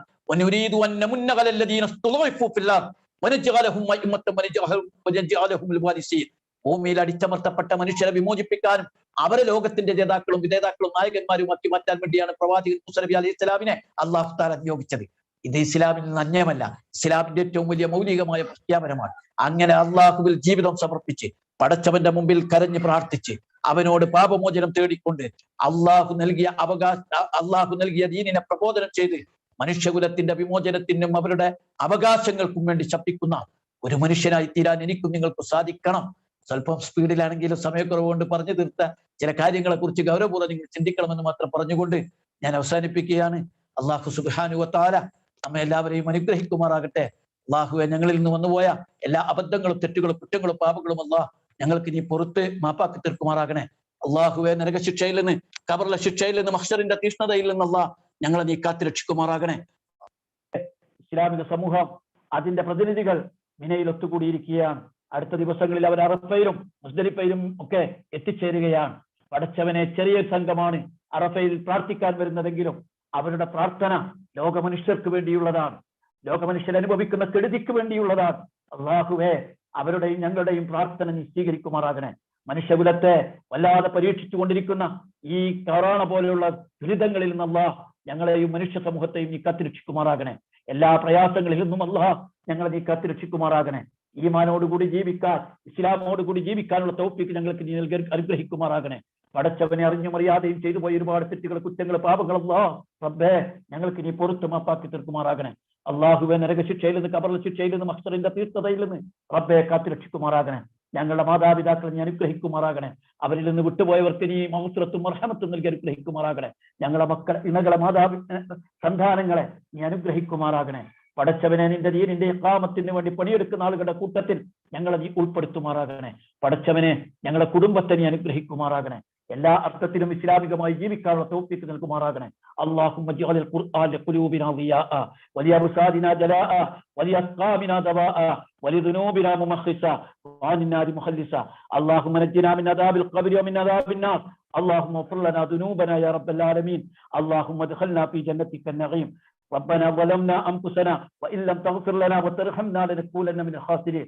اللهم اكشف عنا قرونا عن بلادنا وعن بلاد المسلمين وعن العالمين اجمعين يا رب العالمين. اللهم الف بين قلوبنا واصلح ذات بيننا واهدنا سبل السلام ونجنا من الظلمات الى النور ونجنا الفواحش ما ظهر منها وما بطن وبارك لنا في اسماعنا وابصارنا وقلوبنا وازواجنا وذرياتنا وتب علينا انك انت التواب الرحيم.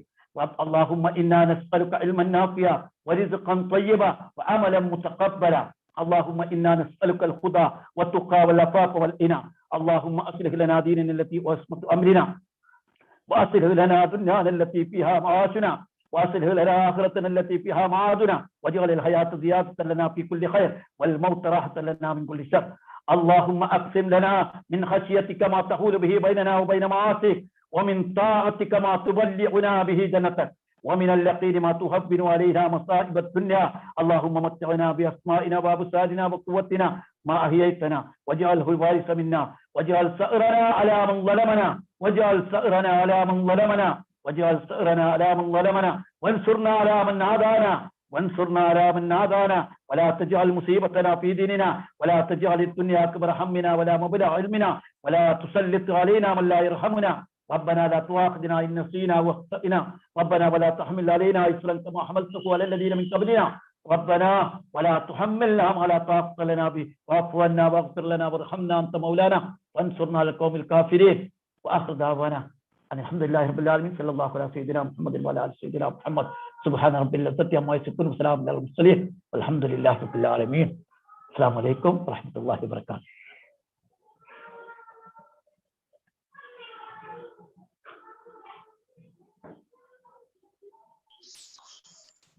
വലൈക്കും അസ്സലാം വറഹ്മത്തുള്ളാഹി. അനസ് സാഹിബ്.